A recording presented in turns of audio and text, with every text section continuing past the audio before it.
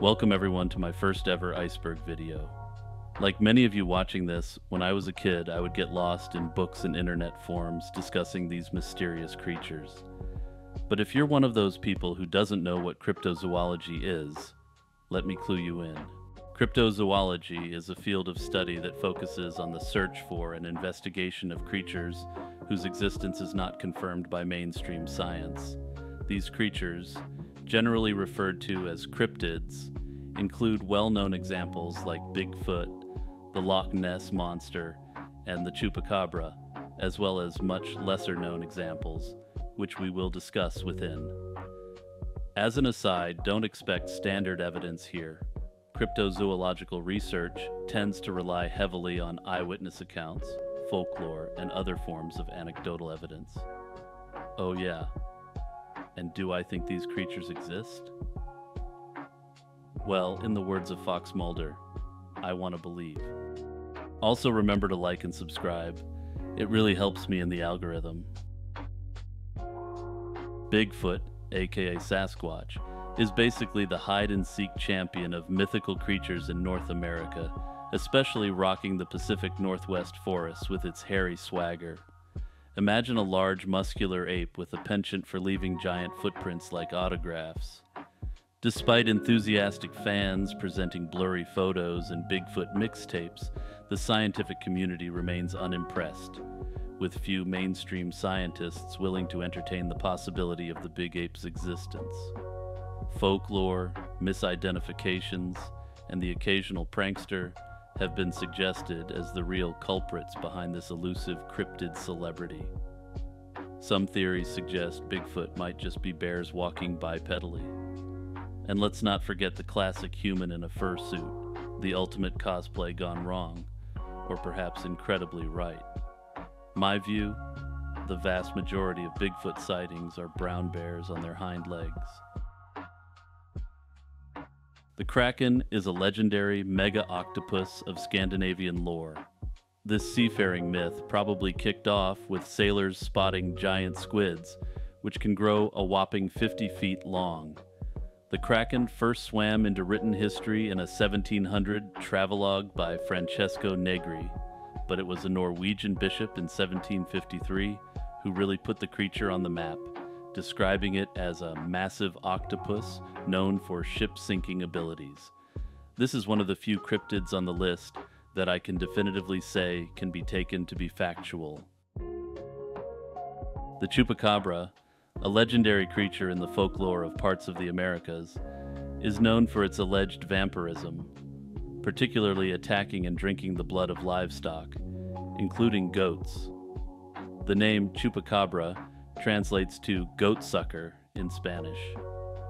To say that physical descriptions of the creature vary would be an understatement.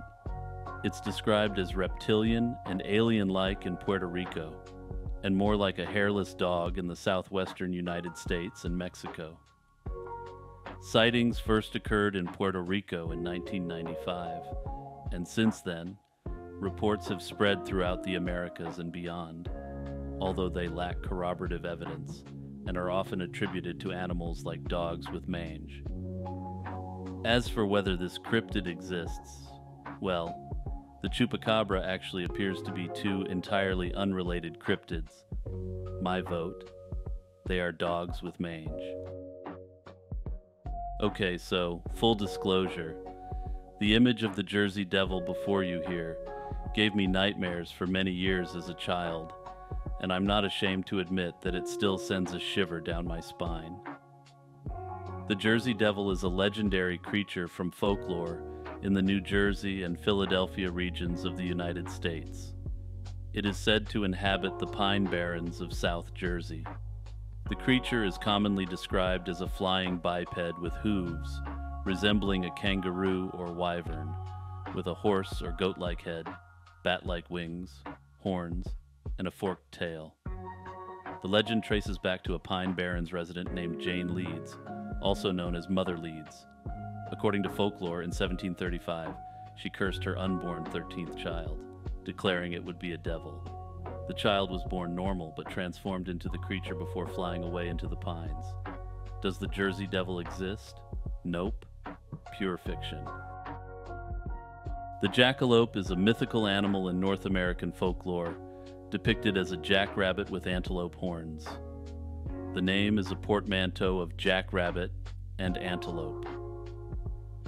Popularized in the 1930s by two brothers who created the first taxidermy jackalope by grafting deer antlers onto a jackrabbit carcass. Jackalopes have since become a staple of North American folklore and kitsch culture.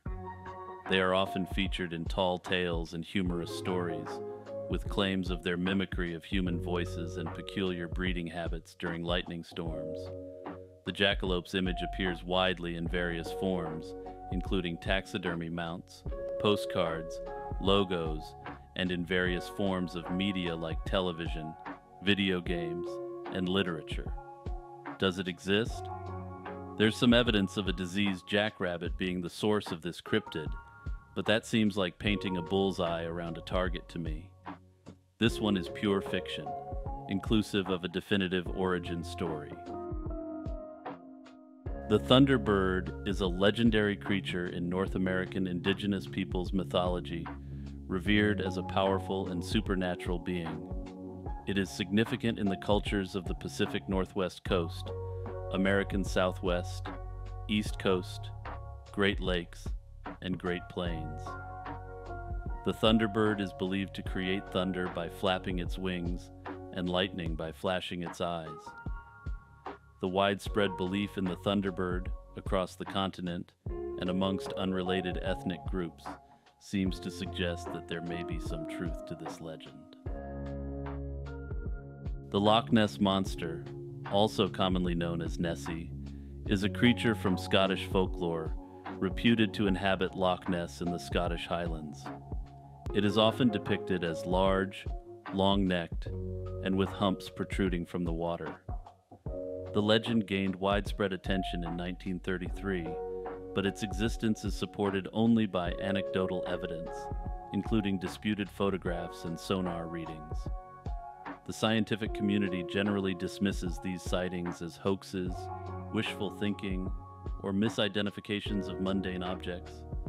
Notable sightings include the earliest report by St. Columba in 565, D. Mackenzie's sighting in 1871 or 1872, Alexander MacDonald's sighting in 1888, Aldi McKay's report in 1933, and George Spicer's sighting in 1933. Hugh Gray's 1933 photograph was the first claim to depict the monster, followed by Arthur Grant's near encounter in 1934. The surgeon's photograph of 1934, initially considered as evidence of Nessie, was later dismissed as a hoax or misinterpretation. Later attempts to capture photographs or other evidence of Nessie have met with little to no success. Does Nessie exist? Probably not, but belief in Nessie is fun, so I'm going to say definitively right here and now, Nessie exists. The Yeti, also known as the Abominable Snowman, is an ape-like creature said to inhabit the Himalayan mountains in Asia. It's often described as a large bipedal creature covered with brown, gray, or white hair, sometimes depicted with sharp teeth. The Yeti has been a part of Himalayan folklore for centuries, figuring in pre-Buddhist beliefs and local Buddhism. Reported sightings and supposed footprints have sparked interest and debate, particularly in the 20th century with the advent of Himalayan mountaineering. Despite numerous reports and alleged evidence like footprints and photographs, the existence of it remains unconfirmed, with many of these claims considered hoaxes or misidentifications of local wildlife like bears or yaks. Does it exist? It's hard to dismiss centuries upon centuries of accounts.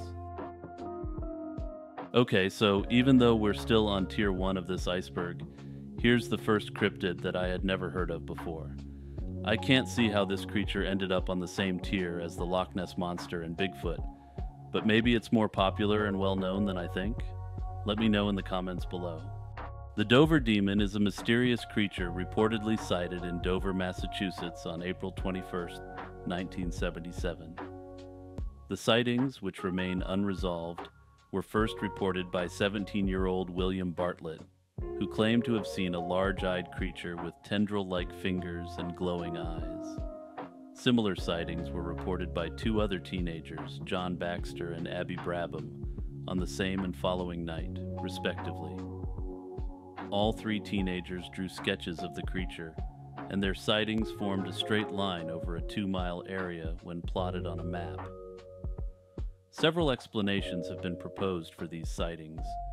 Some suggest the creature might have been a foal or a moose calf, while skeptic Joe Nickel proposed it might have been a snowy owl, reflecting the headlights of older cars in a peach color, with its wings and feathers resembling arms and fingers. Other skeptics suggested that the sightings were either a hoax or influenced by pop culture trends of the time. My vote, owl. In the shadowed folklore of West Virginia, the Mothman lurks as a chilling enigma.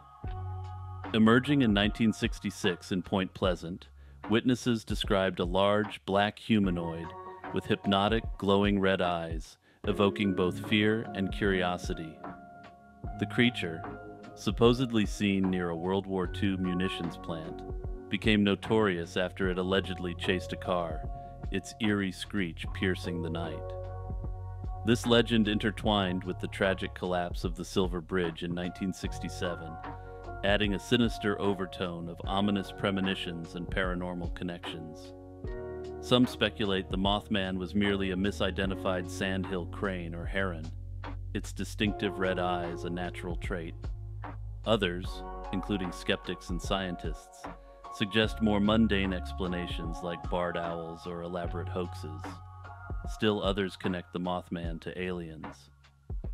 Yeah, so, while I want to believe in this one, it's probably not real.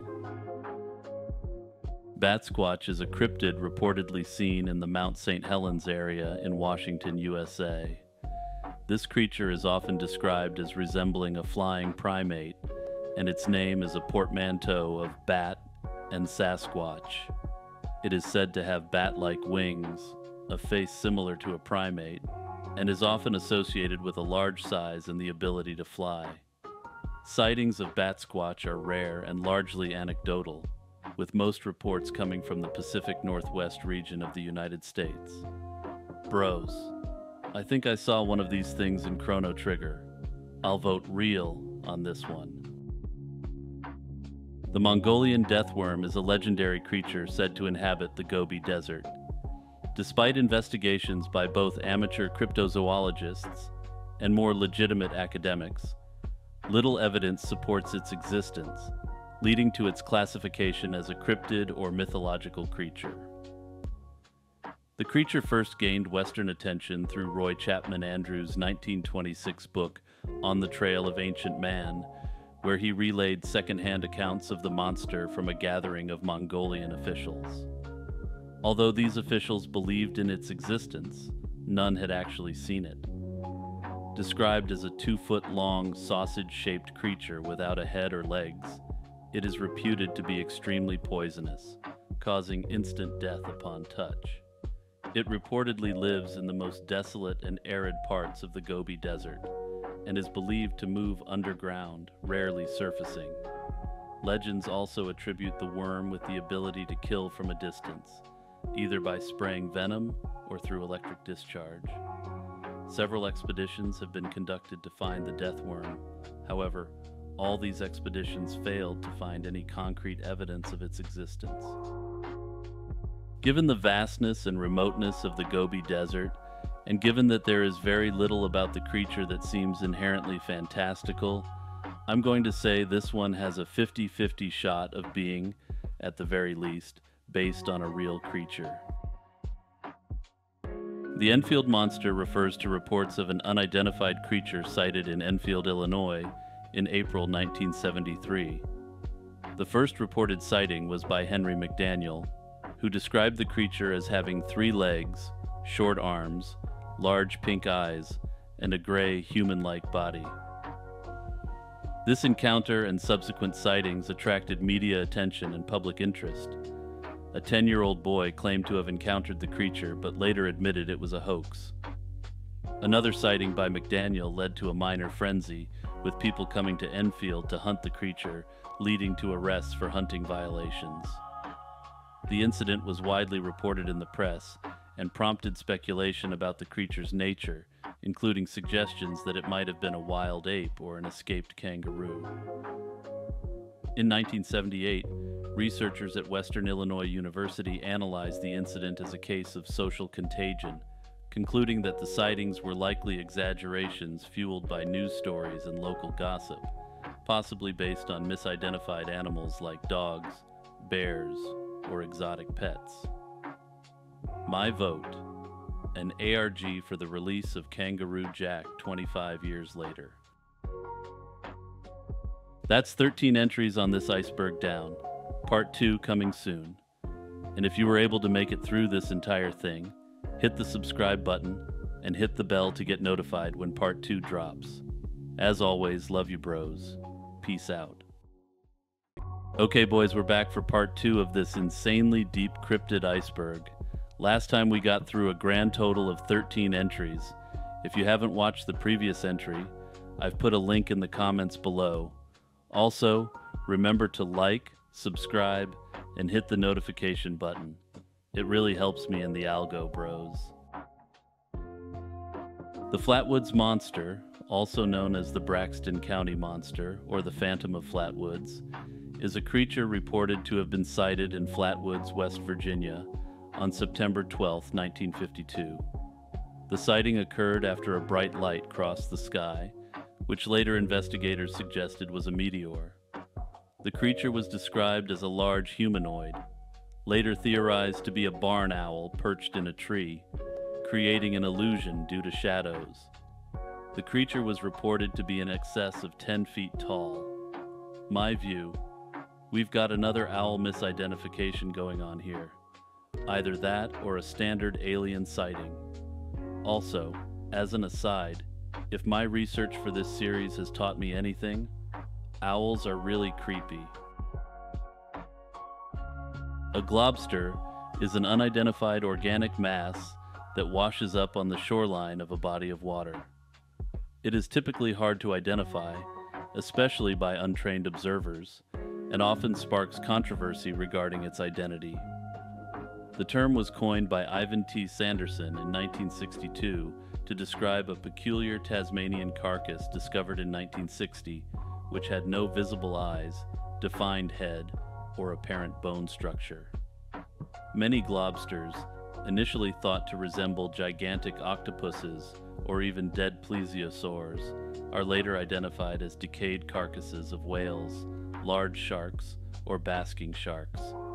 Some globsters, such as the Newfoundland blob, have been DNA tested and confirmed to be from known marine animals like sperm whales. However, the exact nature of some globsters remains unexplained. I sure hope whoever cleans these things off beaches is well compensated. Okay, in my view, this one isn't a cryptid. Let me know what you think in the comments below. That said, I'm going through this whole iceberg, so here we are.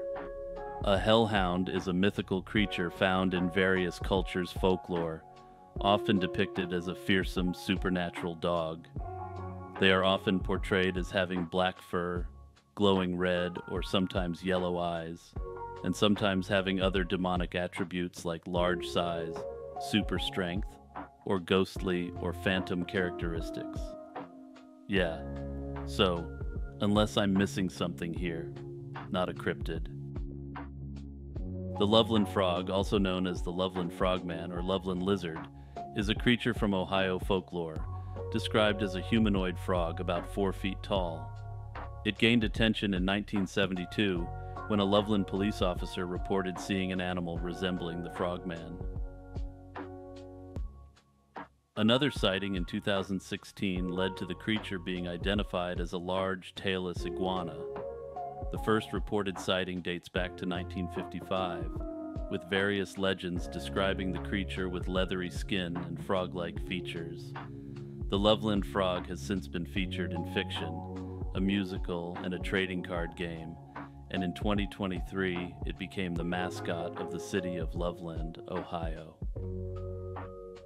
It looks like this is another cryptid case that can be marked as resolved, but unfortunately it's not a giant bipedal frogman. The Ogopogo, who I lovingly refer to as Canadian Nessie, is a legendary lake monster said to inhabit Okanagan Lake in British Columbia, Canada. The creature likely evolved from First Nations folklore and global lake monster motifs. However, boring skeptics have suggested the First Nations account may have been of a water spirit and not a literal lake monster. The Ogopogo is typically described as a serpentine creature with smooth, dark skin, measuring up to 50 feet in length and moving rapidly through the water. The first detailed account by a European settler was in 1872. Subsequent sightings include 1968 footage, initially considered to be somewhat credible evidence in favor of Canadian Nessie. Oh yeah, and for every lake monster on this iceberg, I'm going to try to find a silly statue of it to include in the video. The sillier the better. The Pope Lick Monster, also known as the Goat Man, is a legendary creature purported to reside beneath a railroad bridge over Pope Lick Creek in Louisville, Kentucky. This part man, part goat creature is surrounded by various urban legends regarding its origins and methods of claiming victims. Some tales suggest it uses hypnosis or voice mimicry to lure people onto the trestle, leading to their demise by an oncoming train. Other stories depict it as jumping onto cars or attacking people with an axe. Some believe the creature is a vengeful human-goat hybrid, possibly a circus freak seeking revenge, or a reincarnated farmer with satanic powers. Seems legit, right? Honestly, this is just a run-of-the-mill Baphomet sighting. Let's move on. Reptilians are creatures featured in folklore, fiction, and conspiracy theories. They are often depicted as anthropomorphic reptiles and have been sighted around the world. This category is so broad that it's hard to say anymore. Or maybe that's just what the reptilians want us to think? Anyway, I'm pretty sure most of these guys are just furry cosplayers. Oh yeah, bros, extra lazy chill zone points to whoever can tell me who the representative reptile I've used for this is. The Yowie is Australia's answer to Bigfoot, and like Bigfoot, the history of the Yowie was long established by the time Europeans arrived on the continent. The Yowie is typically described as a bipedal, hairy, ape-like creature, standing between 2.1 to 3.6 meters tall. It reportedly has large feet with inconsistent track shapes and toe numbers. Behaviorally, it's described as either timid or violent, depending on who you ask. Also, funny aside, one of the main quote-unquote Yowie researchers legally renamed himself Tim the Yowie Man. Also, how do you pronounce Yowie anyway? It doesn't sound right in my decidedly not down-under accent.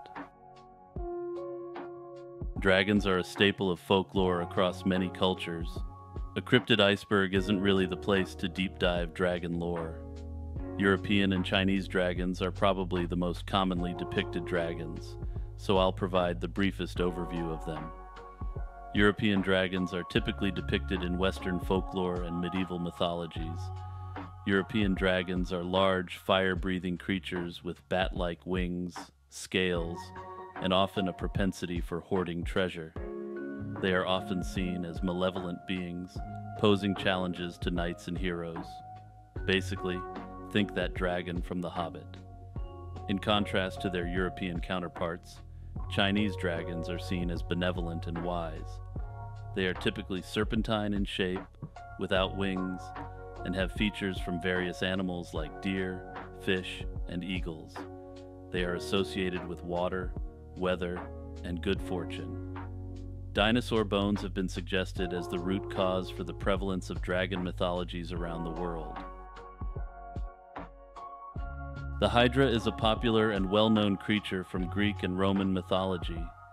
It is a serpentine water monster with regenerative abilities, poison, and multiple heads. It resided in the Lake of Lerna, a site considered as an entrance to the underworld. Famously, the Hydra was slain as part of the 12 labors of Hercules. Viewing the Hydra as a potential cryptid, it's interesting to note its characteristics like deadly poison, regenerative ability, and a multi-headed form, which have counterparts in various real creatures and across mythologies in different cultures. However, there is very little to suggest that hydras themselves ever existed, and as such, I can say with some confidence this one does not exist and never has. Or maybe Hercules got the last one? The Umebozu, a creature from Japanese folklore, is depicted as a large, black, humanoid sea spirit. It's known for appearing suddenly on calm seas, turning them tumultuous, and either breaking ships or drowning sailors by demanding a barrel and filling it with water. These creatures are reported in various sizes, from a few meters to tens of meters. Their presence is associated with sudden, dangerous changes in sea conditions. Considering this one as a potential cryptid, it has a lot in common with sea monster reports. However, unlike sea monster cryptids, the Umebozu also has significant spiritual layers, which suggest it is simply a mythical creature. All that said, sightings continue to be reported to this day. You be the judge. In Navajo culture, a skinwalker is a harmful witch with the ability to transform, possess, or disguise themselves as animals. This term strictly refers to malevolent beings, contrasting with Navajo healers or medicine people. Skinwalkers are seen as the antithesis of Navajo values, engaging in harmful ceremonies and manipulative magic. Their legend, deeply rooted in Navajo culture, is not well understood outside of it, partly due to reluctance in discussing these beliefs with outsiders. Despite this, in recent decades, skinwalkers have become well known to the general public. Considering the skinwalker as a potential cryptid, I would not classify them as such. There is no suggestion that they are actually animals, but rather human beings who have twisted themselves into an animal form through the use of magic. But maybe someone with more familiarity with skinwalkers can enlighten me in the comments. There's a lot of different conflicting accounts out there. The Fresno Nightcrawlers are an intriguing and mysterious phenomenon, primarily known from a series of video sightings in Fresno, California. These entities are described as relatively short, approximately 4 feet in height, with most of their body consisting of long, thin legs and a small head.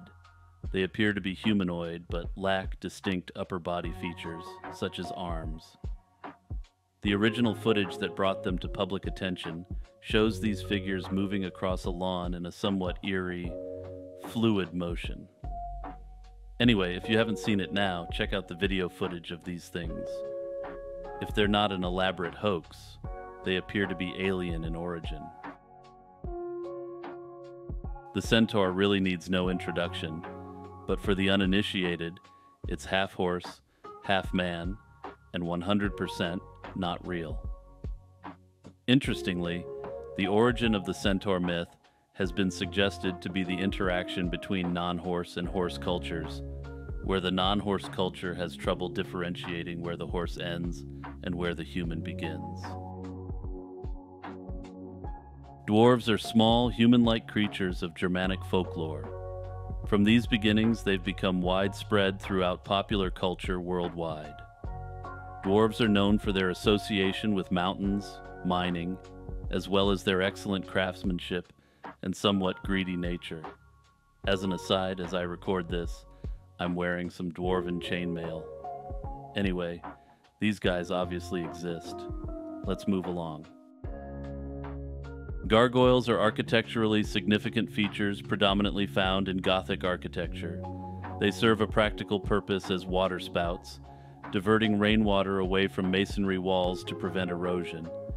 These sculptures are traditionally elongated, fantastical animals, with their length determining how far water is directed from the wall.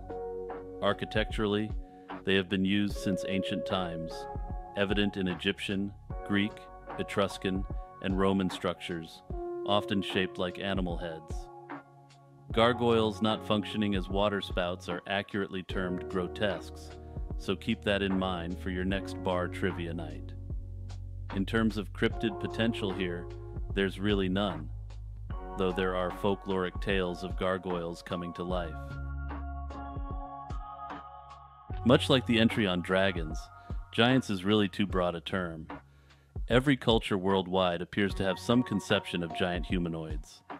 In terms of whether giants actually exist, they are likely inspired by greatly exaggerated tales of humans with gigantism. Okay, we've clearly hit the humanoid portion of Tier 1 of the iceberg. Gnomes are the humanoid personification of earth spirits, or, in some tellings, earth spirits themselves. The concept of earth spirits has precedence in ancient and medieval mythologies, often associated with guarding mines and underground treasures. I was somewhat surprised to find out the concept of the gnome was not fully fleshed out until the 16th century. Anyway, all that aside, there is nothing to suggest gnomes ever existed, though they remain very popular legendary creatures, probably because they're extremely comfy creatures, proto-hobbits if you will. The Slender Man is a supernatural character created in 2009 as part of an internet Photoshop contest on the Something Awful forum by user Eric Knudsen, Victor Surge. He is depicted as a thin, unnaturally tall humanoid with a featureless white face and head, wearing a black suit. Slender Man stories often involve him stalking, abducting, or traumatizing people, especially children, and have become a part of pop culture through literature, art, video series, and games. Analyzing whether Slender Man could be considered a cryptid, it's clear that he does not fit the traditional definition of a cryptid. Slender Man was explicitly created as a fictional character with a known origin. However, his evolution into a digital folklore entity, the blurring of fiction and reality in his narrative, provides insight into how mythologies related to cryptids form.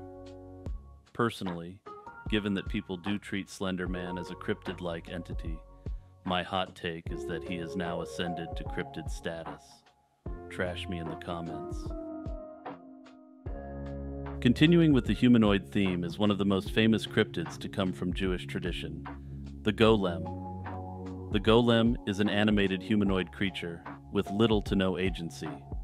As to whether golems are cryptids, I take the view that they are animated inorganic entities, and as such cannot fall under the banner of cryptids.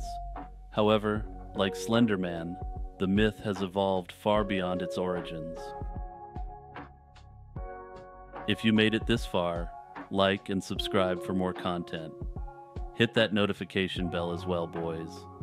Part 3 is already in the works, and will hopefully be done pretty soon, depending on my work schedule.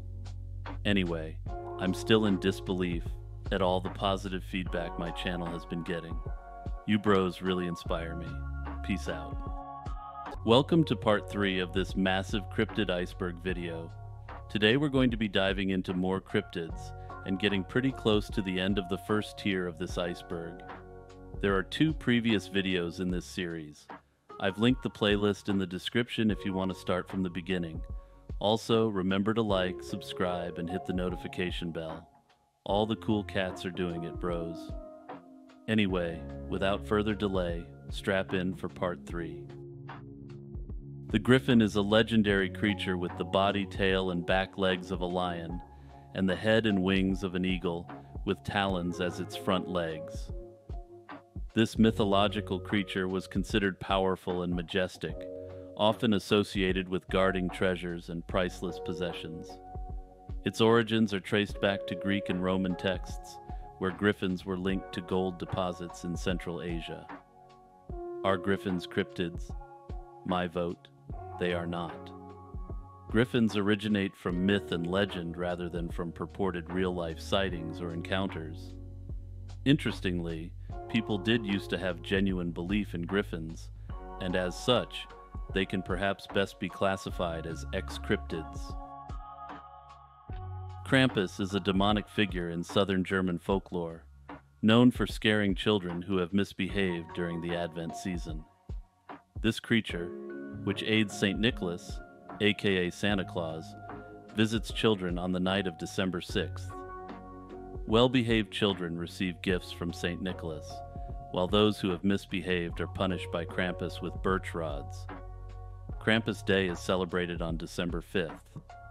The history of Krampus is believed to go back to pre-Christian traditions, with celebrations dating to the 6th or 7th century AD, although written sources only appear at the end of the 16th century. Physically, Krampus is often depicted as hairy, usually brown or black, with cloven hooves and horns of a goat, a long, pointed tongue, and fangs. As I wasn't able to find any evidence of belief in Krampus by adults beyond the legend, perhaps he could best be described as a cryptid localized by age of the believer. A cryptid for kiddos, if you will. The leprechaun is a supernatural being from Irish folklore, often considered a type of solitary fairy. These creatures are typically depicted as small, bearded men wearing coats and hats, known for their mischievous behavior. In later folklore, leprechauns are portrayed as shoemakers with a hidden pot of gold at the end of a rainbow. Again, likely not a cryptid, as unironic leprechaun belief appears to be non-existent at present. But prove me wrong in the comments below. I'm just going to come out and say it. The Floridian marine reptile is not Tier 1 iceberg material. There's basically no information out there about these. But based on the description, a crocodile head, 2 fins, and a trident-shaped tail, I vote for a simple croc misidentification. Or an owl, because it's always owls. Trolls, as depicted in Nordic folklore and Norse mythology, are beings dwelling in isolated rock formations, mountains, or caves. Originally in Old Norse sources, they were akin to fiends or demons, and in Scandinavian folklore, they became distinct beings, sometimes resembling humans but living far from civilization, and often considered dangerous. While trolls are a significant part of folklore and mythology, their categorization as cryptids is debatable. Again, while belief in trolls as cryptids was once a thing, present-day trolls are limited to pop culture outlets, like movies and video games. Yet another ex-cryptid boys. Unicorns are horse-like creatures with a single spiraling horn and have been part of folklore and art for thousands of years. Initially depicted as wild, woodland creatures symbolizing purity and grace, their lore was influenced by biblical and ancient sources. The interpretation of unicorns evolved over time, incorporating allegorical and symbolic meanings in medieval and Renaissance art and literature. For instance, unicorns in medieval bestiaries symbolize the incarnation of Jesus Christ, and in courtly literature, they represented chaste love and faithful marriage. However, over time, as scientific understanding advanced and mythical creatures were better understood, the existence of unicorns as real animals was questioned.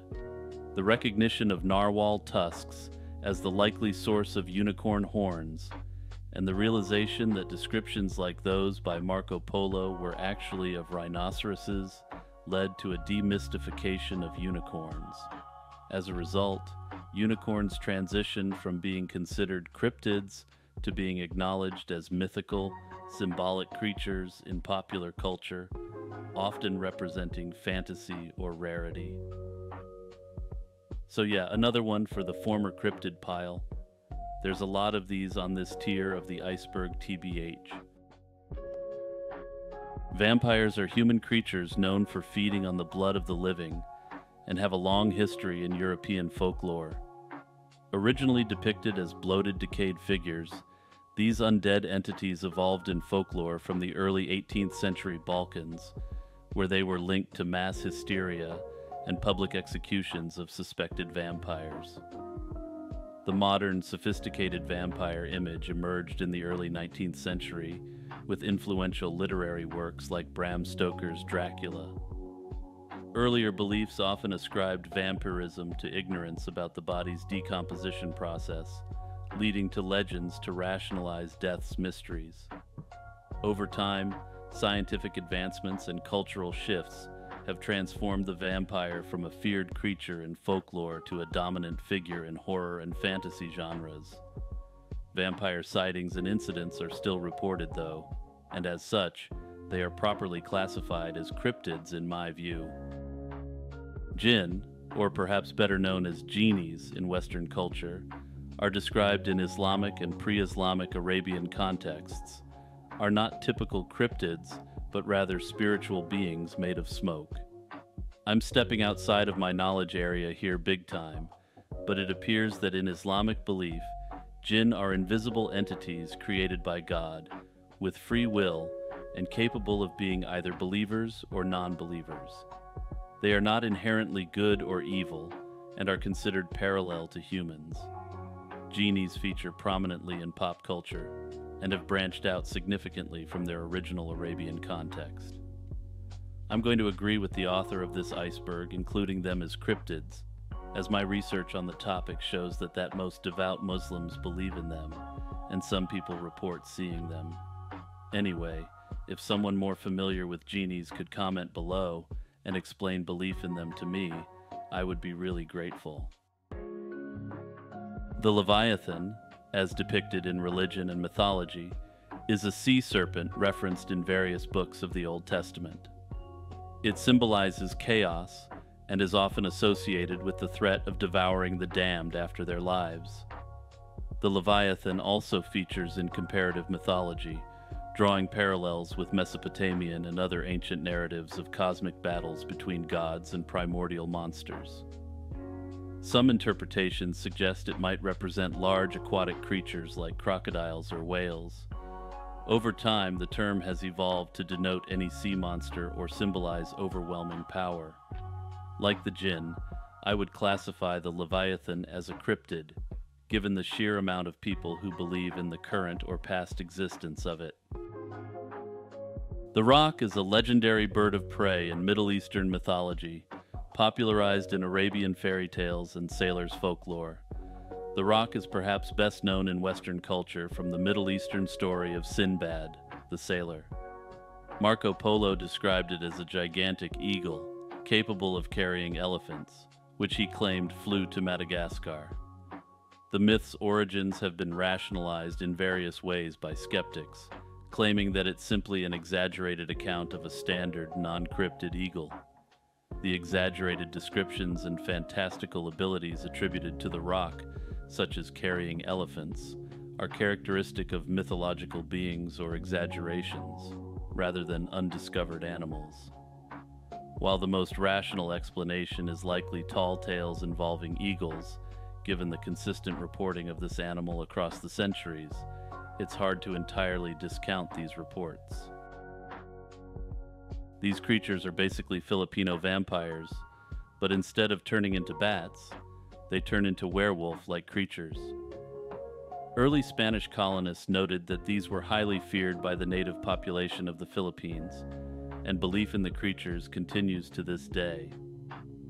As to whether they are cryptids, I would vote no, as my research seems to suggest these creatures are shape-shifting humans rather than actual cryptids. The bunyip is a creature from Aboriginal mythology in southeastern Australia, believed to inhabit swamps, billabongs, creeks, and waterholes. The term is thought to originate from the Wemba Wemba language of Victoria's Aboriginal people and is translated today as devil or evil spirit.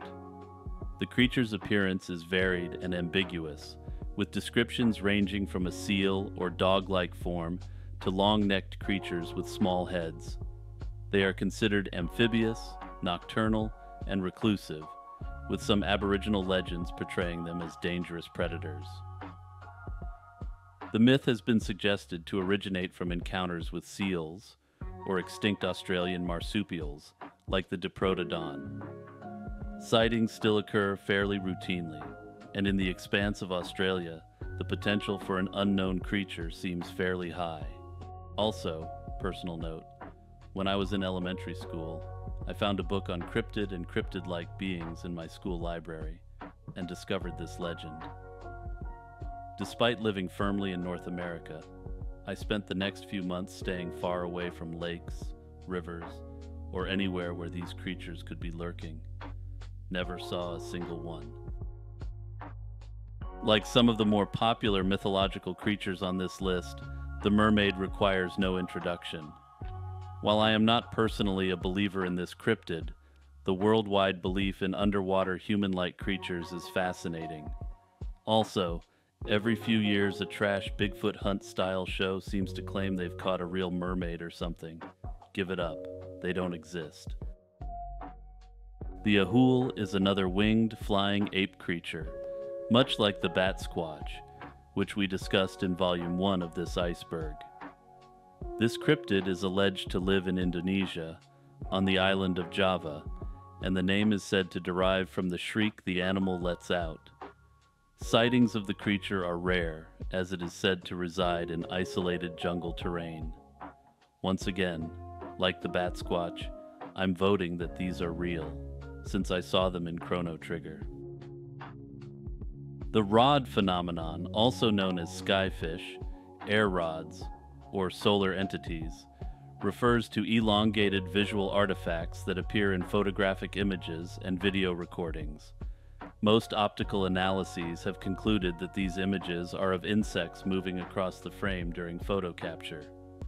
Robert Todd Carroll, after consulting entomologist Doug Yanega, identified rods as images of flying insects recorded over several wing-beating cycles on video devices, creating an illusion of elongated rod-like bodies. However, rods have also been claimed to be cryptids residing in the sky. This one seems pretty open and shut to me, but then again, there are a lot of weird things in the sky. The Alaskan ice monster refers to a mysterious entity captured in a video by a Bureau of Land Management worker in the Chena River, Fairbanks, Alaska. Initially, this sighting sparked numerous speculative theories about its nature, ranging from a giant sturgeon, a lost shark, a beaver gator, a Nessie-like creature, to a giant Arctic crocodile. Some even suggested it could be a whale that had lost its way from the Yukon River. However, the Bureau of Land Management later provided a less exciting but more plausible explanation. They suggested that the video actually showed ice attached to a rope. Is ice attached to a rope going to be the Bureau of Land Management's version of, "It was just a weather balloon. Don't ask any more questions"? Only time will tell. Personally, I'm hoping it's a mega sturgeon. And in support of the mega sturgeon theory, white sturgeons, which are native to North American river systems, including Alaska's river systems, can reach an approximate documented maximum length of 20 feet. Given that sturgeons are extremely long-lived, could this be an ancient giant sturgeon? Without a doubt. Phantom cats, also known as alien big cats, are large felines reported in regions outside their indigenous range. I note here that alien does not suggest an extraterrestrial origin, but rather cats outside of their native range.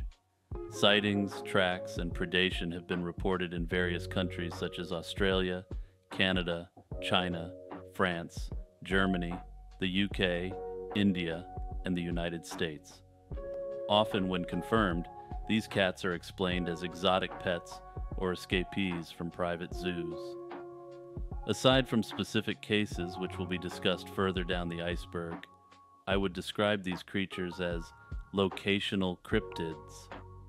A mountain lion isn't unusual in California, for instance, but if a private collector illicitly imports one to Scotland and it breaks loose, we've got a cryptid on our hands, boys. And speaking of illicit importation of big cats to Scotland, this taxidermied cutie you see before you was captured in the wild in Scotland in 1980. It is believed to have been an abandoned pet from a private collection. Thankfully, this cat was able to live out the rest of its life peacefully in captivity. Okay, I'm going to butcher the name of this one. The Shuinoko, a creature from Japanese folklore, is described as a snake-like entity. Shuinoko are characterized by their length of 30 to 80 centimeters, a central girth wider than their head or tail, and possessing fangs and venom akin to vipers. They are unique for their ability to perform consecutive jumps up to 1 meter. Legends also ascribe to them the ability to speak, a tendency for lying, a taste for alcohol, and an unusual behavior of swallowing their own tail to roll like a wheel. Also, yes, to answer the most common question according to Google, this is clearly just a fat snake. Mystery solved. And to anyone out there who grew up with Pokemon, I'm sure you were thinking it too. It has been confirmed to be the origin of Dunsparce, a Pokemon I found endlessly fascinating as a kid. The Pennsylvania White Bigfoot, a variant of the famous Bigfoot, is a cryptid reportedly sighted in Pennsylvania of all places. Shocking, I know. Eyewitness accounts often describe it as a large bipedal creature with white or very light-colored fur, which is an uncommon characteristic for Bigfoot-like creatures. Further, unlike the standard Bigfoot, the Pennsylvania White Bigfoot has an association with UFO sightings, suggesting these purported Bigfoot encounters may actually be close encounters of the third kind. These sightings are typically concentrated in rural and wooded areas of Pennsylvania. The creature is often associated with mysterious sounds, unusual footprints, and a sense of unease among those who claim to have encountered it. Alternatively, it could always be an owl, or a bear, or potentially even an owl bear. The picture you're viewing is from a 2008 video purportedly of the creature. The full video is available on YouTube, along with analyses of the video. After watching the video, and working under the assumption that the video is not a hoax, I find it hard to classify this creature as a Bigfoot-like entity. The creature, whatever it is, does not appear to my untrained eye to be a great ape. Aside from the obvious suggestion of a hoax or costume, does anyone have any idea what this could be?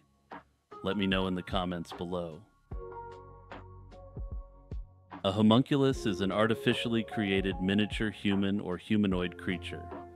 It is often depicted in alchemical texts and thought to be created through alchemical processes.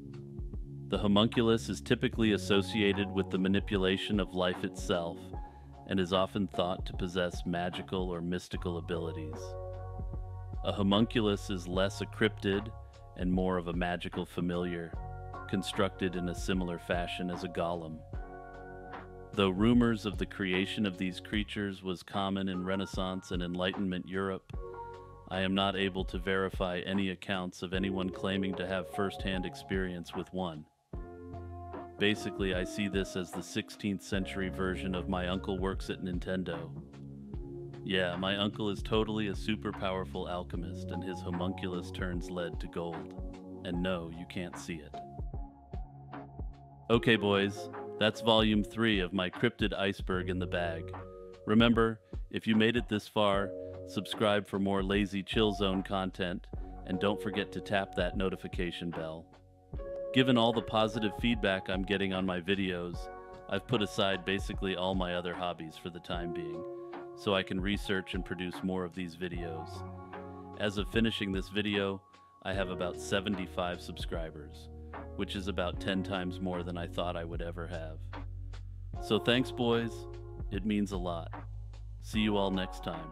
Peace out, bros. Okay boys, we're back for volume 4 of this massive cryptid iceberg. I have a feeling when I compile this into 1 or 2 videos at the end, this will be 5 or 6 hours long. If you haven't seen the previous entries in the series, I've linked the playlist in the description. Oh yeah, and don't forget to like, subscribe, and hit that notification bell. It really helps me in the algorithm. The Bear Lake Monster is a creature from Old West American folklore, specifically associated with Bear Lake on the Utah-Idaho border. Its myth originated from articles by Joseph C. Rich, a Mormon settler, in the 19th century, who later admitted to fabricating the stories. Despite this, sightings continued, with the last reported one in 2002. The monster's descriptions vary, but often includes serpent-like features, legs, and a large size. The creature became a part of local folklore and tourism, inspiring activities like a monster-themed boat tour and children's parades featuring the monster. Anyway, this one is an admitted fabrication and appears to be taken as a tongue-in-cheek lake monster by the local residents. This one is pure fiction. The Beast of Bray Road is named after a rural farm road near Elkhorn in Walworth County, Wisconsin. It's described as a wolf-like entity, notably large, standing between 6 and 7 feet tall. This creature, covered in fur, has a humanoid body with a wolf-like head and is known for its glowing red or orange eyes. It's unique in its ability to move as both a quadruped and a biped, drawing comparisons to werewolves and Bigfoot. First sighted in 1936, the beast gained notoriety in the 1980s and 1990s. Several encounters during this period involved physical contact with vehicles, resulting in scratch marks. In one instance, a witness claimed a large wolf-like creature with red eyes chased her back into her car, leaving claw marks on the vehicle. There were also daylight sightings, with witnesses reporting a large wolf-like creature running through cornfields and chasing deer. Seems like a skinwalker type creature to me, but hey, I'm no expert on the topic. Also, the attached image is allegedly a real photograph of the Beast of Bray Road. TBH, I'm very open-minded, but look at the arms. Either that's an undead demon dog, or there's some tomfoolery going down here. The Mokel Mbembe, meaning one who stops the flow of rivers, in a Congolese language, is an entity said to inhabit the Congo River basin. It's often depicted as a large quadrupedal herbivore with a long neck and a single tooth or horn. Its existence became a focal point for cryptozoologists who conducted expeditions to challenge the scientific consensus on evolution. Mainstream scientists, however, largely believe it's a myth inspired by the black rhinoceros, once common in the region. The first mention of this creature in Western accounts dates back to 1913 from German Captain Lausnitz, who heard stories of a large reptile during a survey in Cameroon. Similar tales from the African rainforest about large, smooth-skinned quadrupeds with long necks predate this, but this account brought international attention. I note that there have been a large number of significant expeditions into the Congo to discover this alleged living fossil, though I have a sneaking suspicion that most of these expeditions were a thinly veiled trip with the boys, with a side of, hey, let's find a living dinosaur. Oh, and I found this cool. In 2018, Adam Christopher Knuth's expedition found no evidence of the cryptid, instead discovering a new species of green algae. Score 1 for cryptozoology. Well, that wraps up Tier 1 on this iceberg, and let me tell you, things are getting weirder from here on out. Anyway, without further ado, let's get back to the cryptids. Oh yeah, and this tier has Deloy's ape listed twice. That damn ape scared the hell out of me as a child, and I still have the image of it burnt into my memory. Viewer discretion is advised. Gray aliens need no introduction. They're what you think of when you think of aliens. Anyway, given that they are not of terrestrial origin, I don't know if I feel comfortable classifying them as cryptids. At any rate, getting into the weeds on grays is a whole series in and of itself, so we're going to move on. The Wendigo is a creature originating from the folklore of the Plains and Great Lakes natives. It is often depicted as a malevolent, cannibalistic, supernatural being, associated with winter, coldness, famine, and starvation. The Wendigo is described as having human-like characteristics, invoking feelings of insatiable greed, hunger, and a desire to cannibalize other humans. In terms of physical description, the Wendigo is often portrayed as gaunt to the point of emaciation, with desiccated skin tightly over its bones, giving it the appearance of a skeletal being. It is said to give off a strange and eerie odor of decay and decomposition. Some cultures describe wendigos as giants, many times larger than human beings, growing in size whenever they eat another person, yet remaining perpetually starved. Okay, so, yet another lake monster with a weird tourist attraction statue associated with it. Bessie, also known as the Lake Erie Monster, is a lake monster in the folklore of northeastern Ohio and Michigan. The first recorded sighting of Bessie dates back to 1817, with more sightings occurring intermittently up to the present day. Bessie is typically described as a snake-like creature, measuring 30 to 40 feet in length and at least a foot in diameter, with a grayish color. There's not too much out there on this one, and it appears very few people actually believe in it. Belief in Bessie appears to be more of an ironic statement to attract tourists. The bloop was an ultra-low frequency, high-amplitude underwater sound detected by the U.S. National Oceanic and Atmospheric Administration in 1997. The sound source was triangulated to a remote point in the South Pacific Ocean, and it was of sufficient amplitude to be heard on multiple sensors over a range exceeding 5,000 kilometers.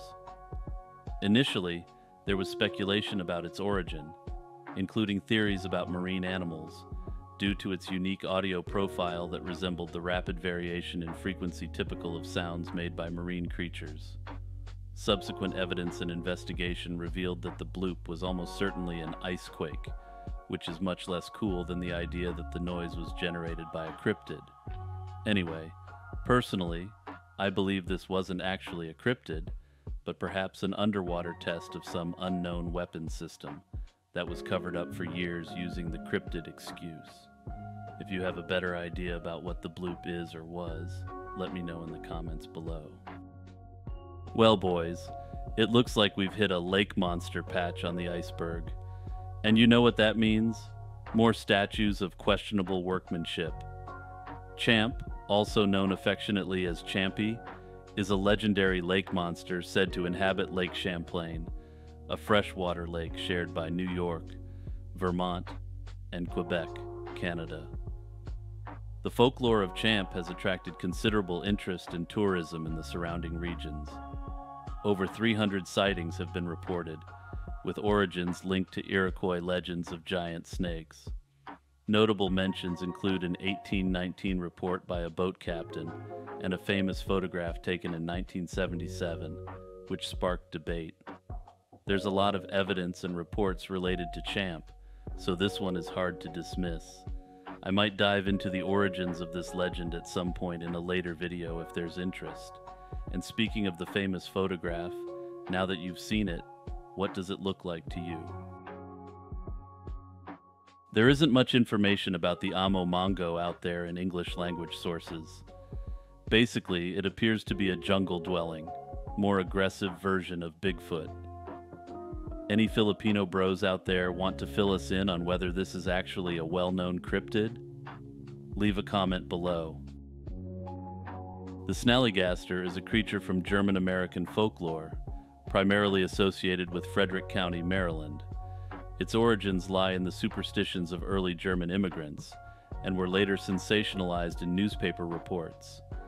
Described as a bird-reptile chimera, the Snallygaster was believed to terrorize locals with its appearance, featuring a metallic beak and razor-sharp teeth. It was rumored to silently swoop from the sky to capture and suck the blood of its victims.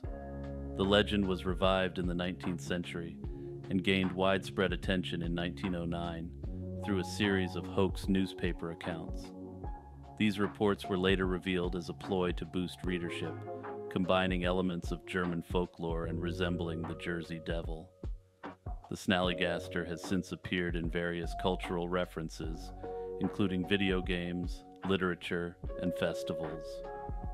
So yeah, I think I can say this definitively. We have another owl misidentification on our hands. Devil monkeys are monkeys that are reported around the United States and Canada. There really isn't much consistent information out there about them, and I would suggest that, like phantom big cats, they are likely localized cryptids. in that they are known animals released by private collectors into a non-native environment. And here it is, returning from the depths of hell, Deloy's ape. Deloy's ape refers to a controversial photograph and associated story from the early 20th century involving Swiss geologist François Deloy and his encounter with an unusual primate in South America. The story goes that Deloy, while on an expedition in Venezuela near the border with Colombia in 1920, came across a group of aggressive primates. After an encounter where two of the creatures allegedly attacked the expedition team, one was shot and killed. This creature was said to be larger than typical New World monkeys, standing about 1.5 meters tall. Deloy and his team took a photograph of the creature, propping it up on a crate to take a full-body picture. This photograph was later presented as evidence of a new species. Critics have argued that the creature in the photograph is likely a spider monkey, with its tail either removed or hidden in the image, making it seem more humanoid. The lack of additional physical evidence, such as bones or specimens, and the circumstantial nature of the photograph have led many to consider Deloy's ape as a likely hoax or misidentification, rather than proof of an unknown primate species. For me, this is a foundational memory cryptid, and one of the first non-mainstream cryptids I remember surfing the net for back in the Web 1.0 days. Also, for you Zoomers out there, we used to say surfing the internet fairly unironically. The dodo is an extinct flightless bird that was native to Mauritius in the Indian Ocean. They became flightless due to abundant food sources and lack of predators on Mauritius. Early depictions often mistakenly portrayed dodos as fat and clumsy, but more recent scientific analyses of the bird has disputed this depiction. I can't find any evidence to suggest that anyone has claimed to see a dodo in modern times, and I'm not quite sure why this one is included on this cryptid chart, though there are a few other documented extinct animals on here as well. At any rate, I think it's time that humanity accomplishes something really important for once: cloning out flocks of dodos. The Fiji mermaid is a very well-known hoax from the 19th century. It was presented as a mummified body of a creature that was supposedly half mammal and half fish, similar to a mermaid. The origins of the Fiji mermaid are attributed to P.T. Barnum, a famous showman and circus founder, who used it as an attraction in his museum in the 1840s. The so-called mermaid was actually a fabrication, consisting of the torso and head of a monkey sewn to the back half of a fish. This creepy creation was designed to create an illusion of a mythical mermaid. So yeah, in summary, it's totally made up, pure fiction. We made this one up. It never happened. It's a fake. It's an urban legend that never happened. I really need to work on my Jonathan Frakes impression if I'm going to try to pull that off again, boys. Ghosts aren't cryptids. They do not belong on this iceberg. That said, ghosts can be common folkloric explanations for cryptids. Anyway, let's move on. Oh, and I'll take this moment to shill my channel. Remember to like and subscribe for future Lazy Chill Zone videos. Thanks, boys. The green anaconda, also known as the giant anaconda, is recognized as one of the world's largest snakes. On average, these snakes measure between 17 to 20 feet in length, with occasional rare reports of individuals exceeding 25 feet. However, claims of anacondas surpassing 30 feet are often viewed skeptically and lack verifiable evidence. These massive snakes are characterized by their thick bodies that can reach up to 12 inches or more in diameter. They are native to South America, thriving in the Amazon and Orinoco River basins. So yeah, it's hard to describe the giant anaconda as a cryptid, as it is definitely a well-documented and well-known animal. The cryptid element comes from the claims of certain specimens reaching truly massive sizes.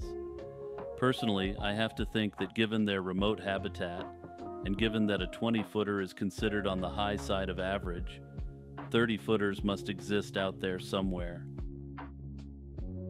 Indrid Cold, also known as the Smiling Man, is a name associated with an entity from American folklore and UFO lore.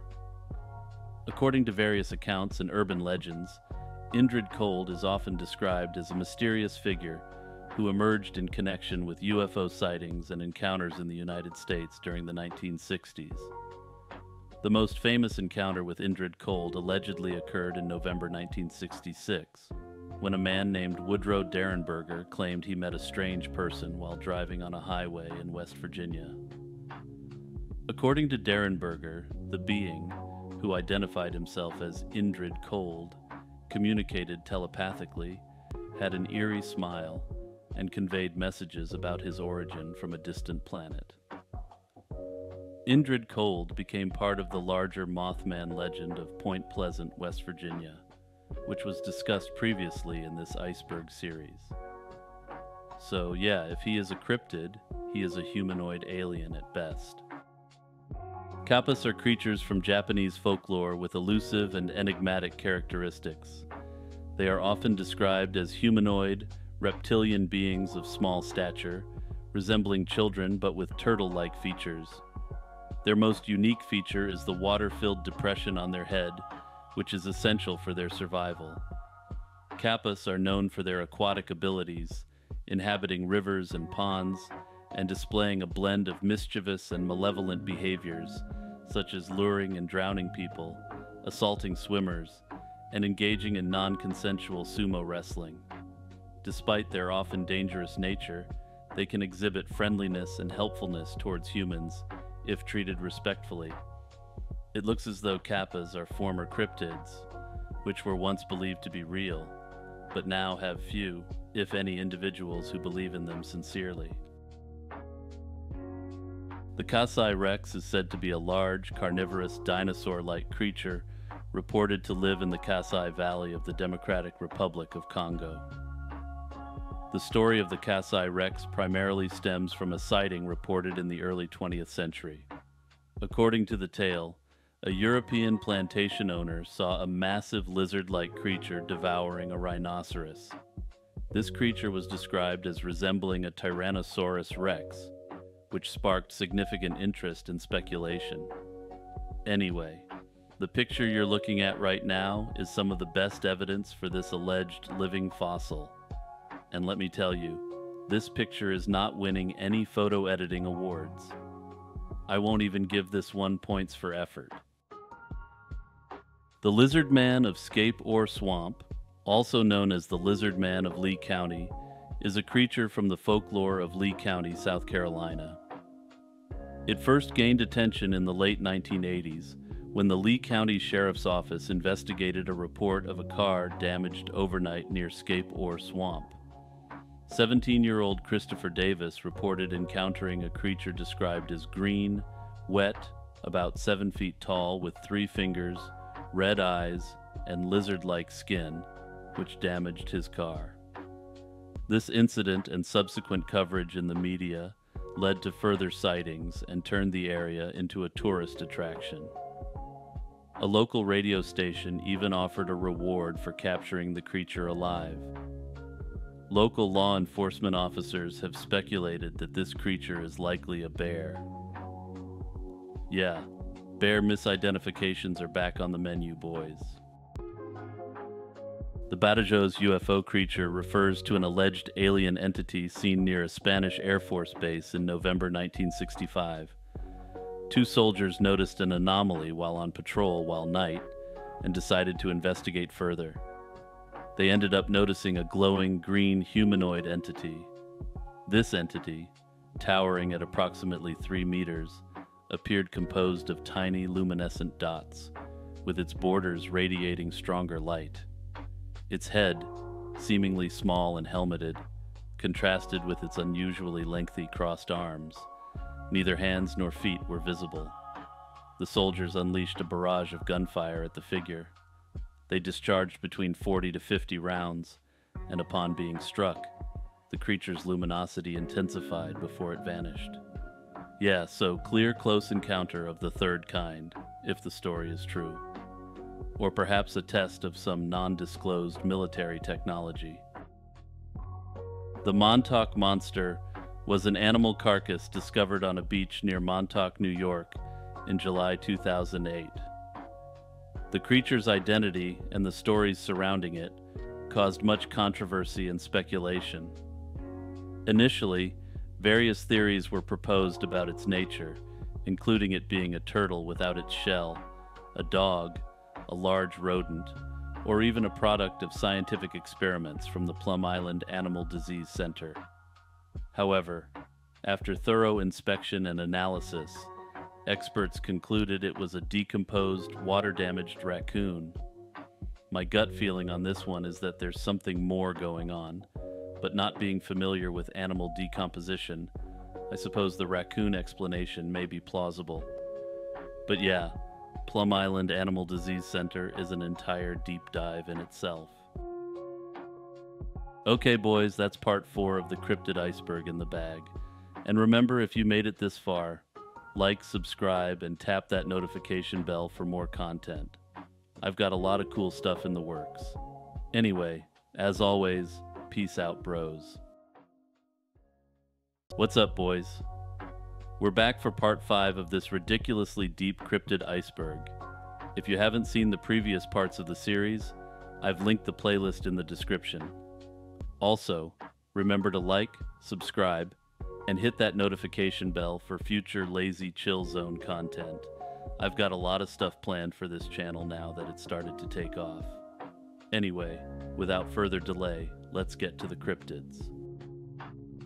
The Kelly Hopkinsville encounter, also known as the Kelly Green Men case, occurred in 1955 near Kelly and Hopkinsville in Christian County, Kentucky. It involved claims of a close encounter with extraterrestrial beings. Numerous individuals, both adults and children, reported that small alien creatures attacked their farmhouse, prompting them to defend themselves with gunfire for nearly 4 hours. This incident garnered significant attention from local and national press. The police and military personnel found no evidence apart from signs of gunfire at the scene. Skeptics and some researchers suggest that the sightings were misidentifications of local owls, particularly the great horned owl, which matches some descriptions of the creatures. Also, interesting piece of trivia, this incident led to the popularization of the now popular phrase, "Little Green Men." Yeah, so basically, insert the X-Files music here, and stamp this one with a big "government denies knowledge." Or yeah, maybe it really was owls all along. It usually is. Okay, before I go any further, the cool thing about these guys is that they have really long trunks, and that's cool. Sorry boys, I couldn't resist. I always wanted to say that on YouTube. Anyway, the woolly mammoth, a large prehistoric mammal, has been the subject of occasional claims suggesting its survival into modern times. These claims, largely considered speculative, propose that small herds might persist in the vast, sparsely inhabited tundras of the northern hemisphere. In the 19th century, Siberian tribesmen reported sightings of large, shaggy beasts to Russian authorities, and in 1920, a Russian fur trapper claimed to have seen giant, furry elephants in the Siberian taiga. However, no scientific proof has substantiated these claims. Anyway, while I definitely want to believe that these guys are still roaming Siberia, I find it difficult to believe a herd animal of that size could remain undetected into the 21st century. The mantis man is a 7-foot-tall insect-like creature seen around Hackettstown, New Jersey, around a heavily forested river area. Unsurprisingly, this creature resembles a praying mantis.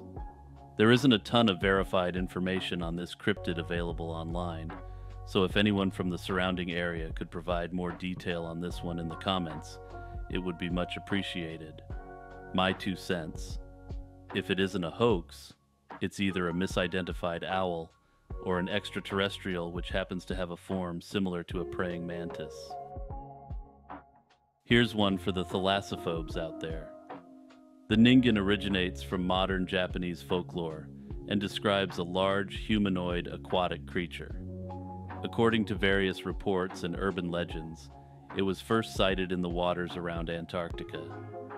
The creature is described as being exceedingly large, often white in color, and with a human-like shape.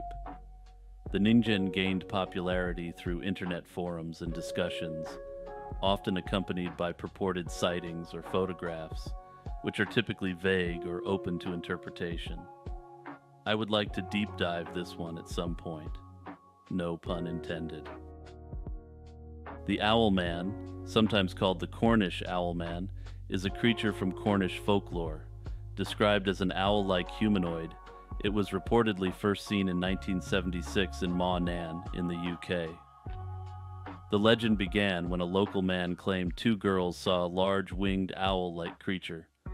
Subsequent sightings were sporadic, occurring near the same church in 1978, 1979, 1989, and 1995. Some authors suggest that sightings could be attributed to common barn owls or Eurasian eagle owls, which often nest in church towers. So yeah, looks like a standard owl misidentification to me. My advice for any would-be cryptid hunters out there: become very familiar with your local owls. The Pacific Northwest tree octopus, also known by us Canadians as the American house hippo, is an internet hoax created in 1998 by a humor writer using the pseudonym Lyle Zapato. This fictitious species was described as an octopus capable of living both on land and in water, primarily in the Olympic National Forest and nearby rivers. It became a prominent example in internet literacy classes and studies on children's gullibility online. In 2018, the website featuring the tree octopus was included in the Library of Congress's Web Cultures Archive. Studies conducted in 2007 and 2017 revealed that many children considered the website reliable, and given that, in my view, since a cryptid only requires genuine belief in the creature to be a cryptid, I agree with inclusion of this lovable forest friend on the iceberg. The Minnesota Dogman is a cryptid, which has allegedly been sighted in Minnesota since 1999. I note that there's very little information out there on this specific cryptid, and all the accounts I've read have more in common with the creepypasta genre than legitimate accounts. As an aside, I found a website set up to report Dogman encounters, and there is apparently a podcast dedicated entirely to Dogman encounters. Anyway, if these exist, it's probably just a run-of-the-mill werewolf or skinwalker. Quetzalcoatl is a central deity in Aztec culture and literature. It is generally depicted as a feathered serpent. My research doesn't indicate any belief in a non-divine form of this creature, and as such I don't see how it can qualify as a cryptid, without including all divine beings as cryptids.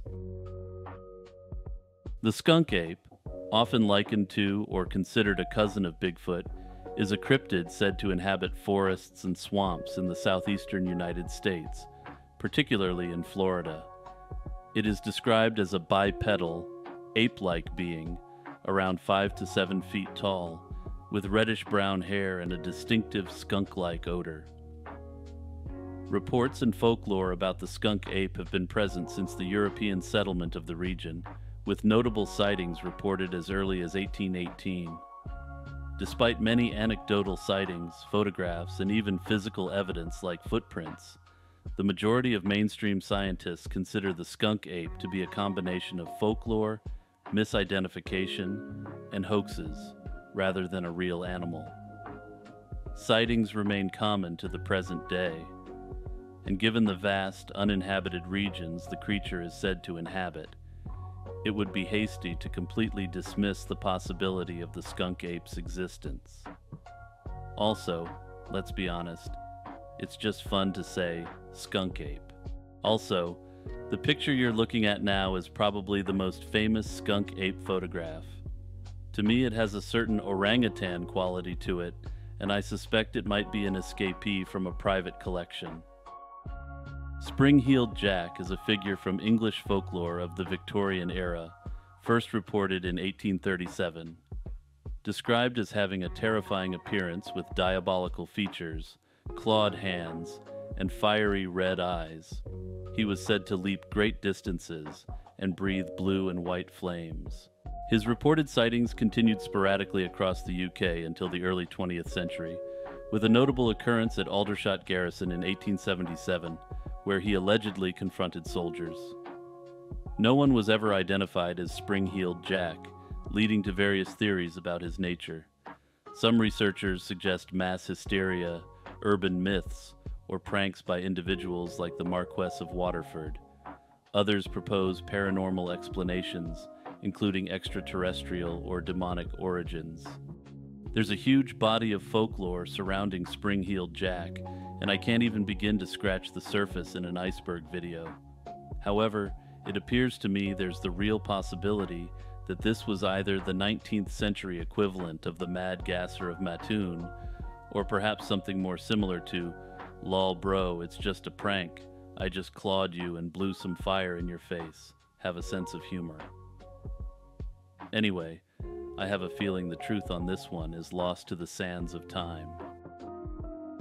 First off, I dispute the fact that a werewolf should be on the second level of the iceberg. Second, I'm not even sure werewolves should be on the iceberg, because like skinwalkers, they are just humans in animal form, using paranormal means, originating from an Old English term meaning man-wolf. This creature is believed to possess the ability to shapeshift into a wolf or a wolf-like hybrid. This transformation, often triggered by a curse or affliction, such as a bite from another werewolf, is typically associated with the full moon. Werewolves could possibly explain the Dogman cryptids, which have been quite popular on this iceberg thus far. The White River Monster, a creature of Arkansas folklore, was first reported in 1915 near Newport, Arkansas. Described as a large creature, it gained notoriety and was affectionately called Whitey by locals. Initial sightings described it as gray-skinned and very large. Reports are extremely inconsistent as to what this creature actually was. But anyway, enjoy this cute baby manatee. Consider it a palate cleanser for your eyes given the subject matter of this iceberg. The phoenix is a mythical bird known for its cycle of rebirth, arising from the ashes of its predecessor. It's a part of Greek mythology and symbolizes renewal and the sun. In literature and art, the phoenix often has a halo, signifying its connection to the sun, and its colors are debated, with some sources describing it as having vibrant, peacock-like colors. The bird's size is compared to an eagle, but some accounts suggest it's larger. In terms of cryptid status, as discussed with a few other creatures now clearly considered mythological, the phoenix appears to be well established as a former cryptid, which was once accepted as being a real creature. However, I cannot find any accounts of modern people believing in the existence of this purported cryptid. The ancient alien hypothesis is a belief that intelligent extraterrestrial beings visited Earth in antiquity and prehistoric times, influencing the development of human cultures, technologies, religions, and biology. Personally, I don't think this one belongs on the iceberg chart as it refers to a hypothesis rather than a specific set of alien life forms. In 1959, Belgian Air Force Colonel Remy van Lierde, stationed at Kamina Air Base in Congo, reported seeing a gigantic snake during a helicopter mission in Katanga. He described it as 50 feet long with a large triangular head and dark green, brown, and white coloring. The snake's identity remains a mystery and has been speculated to be an oversized African rock python, a new species, or a descendant of a giant prehistoric snake. Anyway, this one seems a lot less plausible than the supergiant anaconda discussed earlier on the iceberg. Man-eating plants are legendary carnivorous plants depicted in various myths and fictional tales as being large enough to consume humans or large animals. The earliest known report of a man-eating plant was a literary fabrication by Edmund Spenser in 1874, describing a sacrifice by the fictitious Makoto tribe of Madagascar to a deadly tree. This hoax was popularized further by Chase Osborne's book, Madagascar, Land of the Man-Eating Tree. However, it was confirmed in 1955 that both the tribe and the man-eating tree were fabrications. I assume these trees were inspired by actual carnivorous plants, such as the Venus flytrap. Doppelganger literally means double walker in German, and damn does that make the concept sound 100 times more sinister. Also, count on the Germans to have a word for this concept. A doppelganger is typically understood as a look-alike, or double of a living person, who is biologically unrelated. In fiction and mythology, doppelgangers are often depicted as ghostly or paranormal entities, commonly perceived as harbingers of bad luck. In some stories, they are equated with an evil twin. Some doppelgangers are understood as shape-shifting entities, which I assume is why this is included in this iceberg. The Arica monster is a small, bird-like dinosaur found in the Atacama Desert in Chile. The first sighting of this purported creature was in 1980, and there appear to have been a few sightings since. Given that there is no evidence whatsoever beyond scant eyewitness accounts, and given that a large population of these small creatures would be required to maintain an ongoing breeding population, this one appears to be a work of fiction. So yeah, I'm going to say it. It's false. No way. It's totally made up. It's fiction. We made this one up. It never happened. Not this time. It's false. It's an urban legend that never happened. A ghoul, originating from pre-Islamic Arabian folklore, is a demon-like being or monstrous humanoid associated with graveyards and consuming human flesh. The Arabic term means to seize and sometimes describes a greedy individual. Ghouls feature in folklore as creatures dwelling in cemeteries, often luring people to devour them. They are portrayed as shape-shifting demons, sometimes assuming animal forms. The concept was introduced to Western culture by the original translation of 1001 Nights. Interestingly, the concept of the ghoul contains a lot of crossover with the Wendigo, though the two are generally portrayed quite differently in popular culture. Okay, so imagine a cute mini giraffe and slap some zebra markings on it. Yeah, boys, that's an okapi. Okapis are native to a remote part of the Democratic Republic of the Congo, and while known to the native population since time immemorial, were once thought to be cryptids by European colonists. The okapi was not officially recognized as a species until the very early 20th century, and prior to formal recognition of the creature, it was commonly called the African unicorn, suggesting the Europeans' level of belief in the veracity of the cute creature. Anyway, no longer a cryptid. The will-o'-the-wisp, also known as the wanderlight, is a folklore phenomenon of an atmospheric ghost light seen by travelers at night, particularly over bogs, swamps, or marshes. It's often described in folklore as misleading travelers by resembling a flickering lamp or lantern. Folklore typically attributes these lights to ghosts, fairies, or elemental spirits. So yeah, you know how you read government accounts of what happened during UFO encounters, and they mention swamp gas? Well, yeah, this is almost certainly actual swamp gas. So yeah, imagine Bigfoot immigrated to China, and you've got this guy.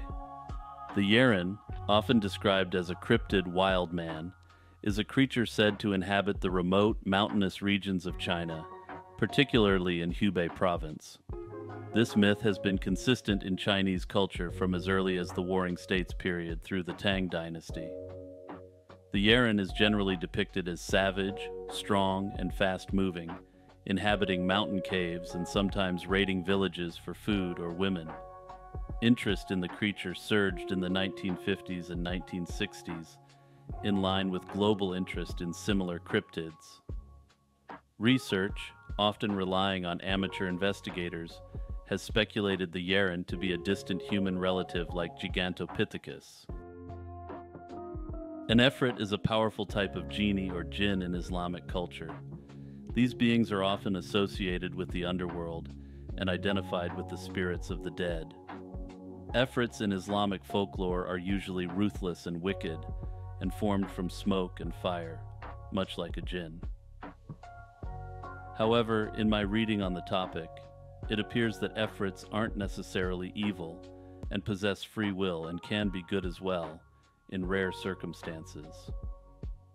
If any of my viewers are more familiar with Efrits, let me know how they are perceived in Islamic societies in the comments below. So yeah, basically, if a jinn counts as a cryptid, then Efrits count as cryptids also. Since I concluded that jinn are cryptids, I'll draw the same conclusion here. The Beast of Exmoor, a large cat, was first reported in the 1970s and gained national attention in the UK in 1983 when a farmer claimed it killed over 100 of his sheep. The story sparked widespread interest, leading to a media frenzy and a reward offer from the Daily Express. The government even deployed Royal Marine snipers to hunt it. However, despite extensive searches and media coverage, no large cat was ever found responsible for such incidents, and the attacks were later attributed to other causes like large dogs. The beast remains a part of public lore, with occasional sightings reported, though no concrete evidence has ever been found. So yeah, probably an escaped exotic pet. Another instance of a localized cryptid, and a specific case of the alien big cat type discussed earlier in this iceberg. The Santerre, more commonly known as the Wampus, is a large cat, similar to an alien big cat, which was routinely sighted in North Carolina from the 1890s to the 1920s. The creature no longer appears to be actively sighted, suggesting that this may have been a population of cats, which is now extinct. Alien spores refers to some suspicious egg clusters which were found along the west coast of the United States around 2010. The egg clusters were later variously identified as fish eggs or crustacean eggs. So yeah, mystery solved. Okay, so atmospheric beasts refers to the concept that giant animals like whales are floating through our sky. Given the absolutely bizarre and relatively unknown nature of these creatures, I would have expected them to appear closer to the bottom of the iceberg, somewhere around camera heads. Anyway, these are interesting, fantastical creatures, but they clearly have no basis in reality. Oh yeah, and I couldn't find any good pictures of sky whales, so just imagine these oddly positioned whales getting ready to launch themselves into the atmosphere. Yeah, it's pretty metal, I know. To quote the creator of this iceberg about the tree creeper, "Not sure what this is referring to, TBH. Well, hey man, that makes two of us." Anyway, here's my turn to offer up what this creature is. It's a living tree which follows hikers as they hike through national parks. They don't do anything else. They just follow people and observe them. That's part 5 of the iceberg in the bag. And due to duplications on the chart, we are actually through the second tier of the iceberg. Also, if you've been listening to me talk for this long, please subscribe for more content from me. And also remember to hit that notification bell to get notifications when I drop new content. Like I said, I've got a lot in the works now that this channel is finding an audience. Anyways, until next time, peace out, bros. What's up, boys? We're back for part 6 of this deep cryptid iceberg. Today we're starting on Tier 3. For anyone new to this series, or who is unfamiliar with cryptids, cryptozoology is the study of and search for creatures which are not confirmed by mainstream science, and are generally referred to as cryptids. Also, remember to like, subscribe, and hit the notification bell. It really helps me in the algorithm. In 1903, the small town of Van Meter, Iowa, experienced a series of strange events involving a mysterious winged creature. This creature, described by respected community members, had bat-like wings, emitted a foul odor, and uniquely could shoot bright light beams from its forehead. Despite several attempts by locals to shoot it, the creature remained unharmed. Eventually, a group of townsfolk chased two of these creatures to an abandoned coal mine. When confronted, both creatures retreated into the mine's depths and were never seen again. Anyway, if you've watched this iceberg series for this long already, you know what I'm going to say. Yeah, another owl misidentification. Or alternatively, bird-style aliens. And speaking of bird-style aliens, avian aliens typically refers to extraterrestrial beings which possess characteristics similar to Earth's birds. These traits can include features like feathers, beaks, wings, and a lightweight skeletal structure. They are often portrayed as being similar to the more striking species of Earth birds, like owls or eagles. Avian aliens tie in heavily with ancient aliens theories, as many people worshipped gods which can be described as bird-human hybrids. Bird aliens are still sighted up to the present day, but are much less commonly sighted, and are much less well known than gray aliens, reptilian aliens, or Nordic aliens, amongst others.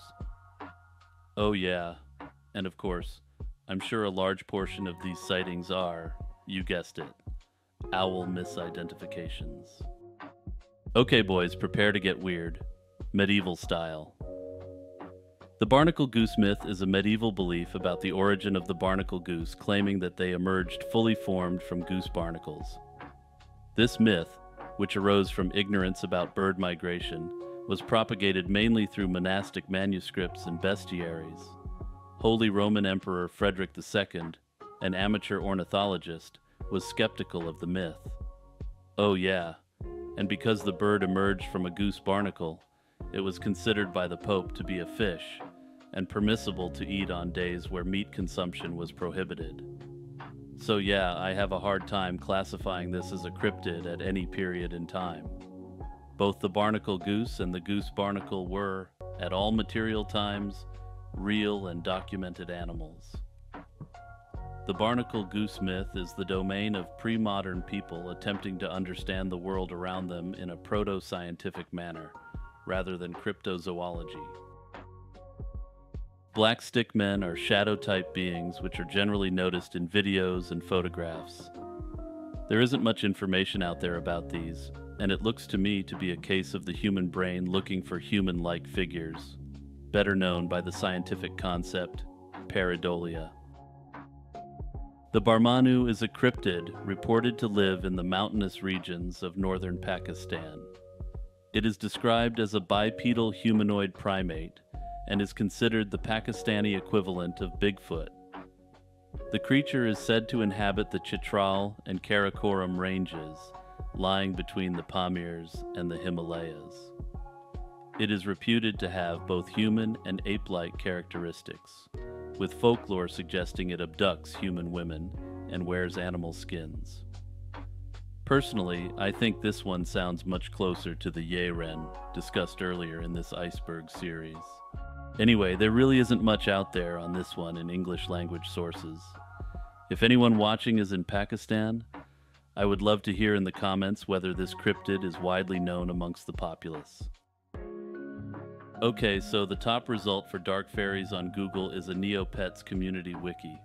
The iceberg itself describes it as a fairy but evil. I'm not sure there's much more I can add to this one.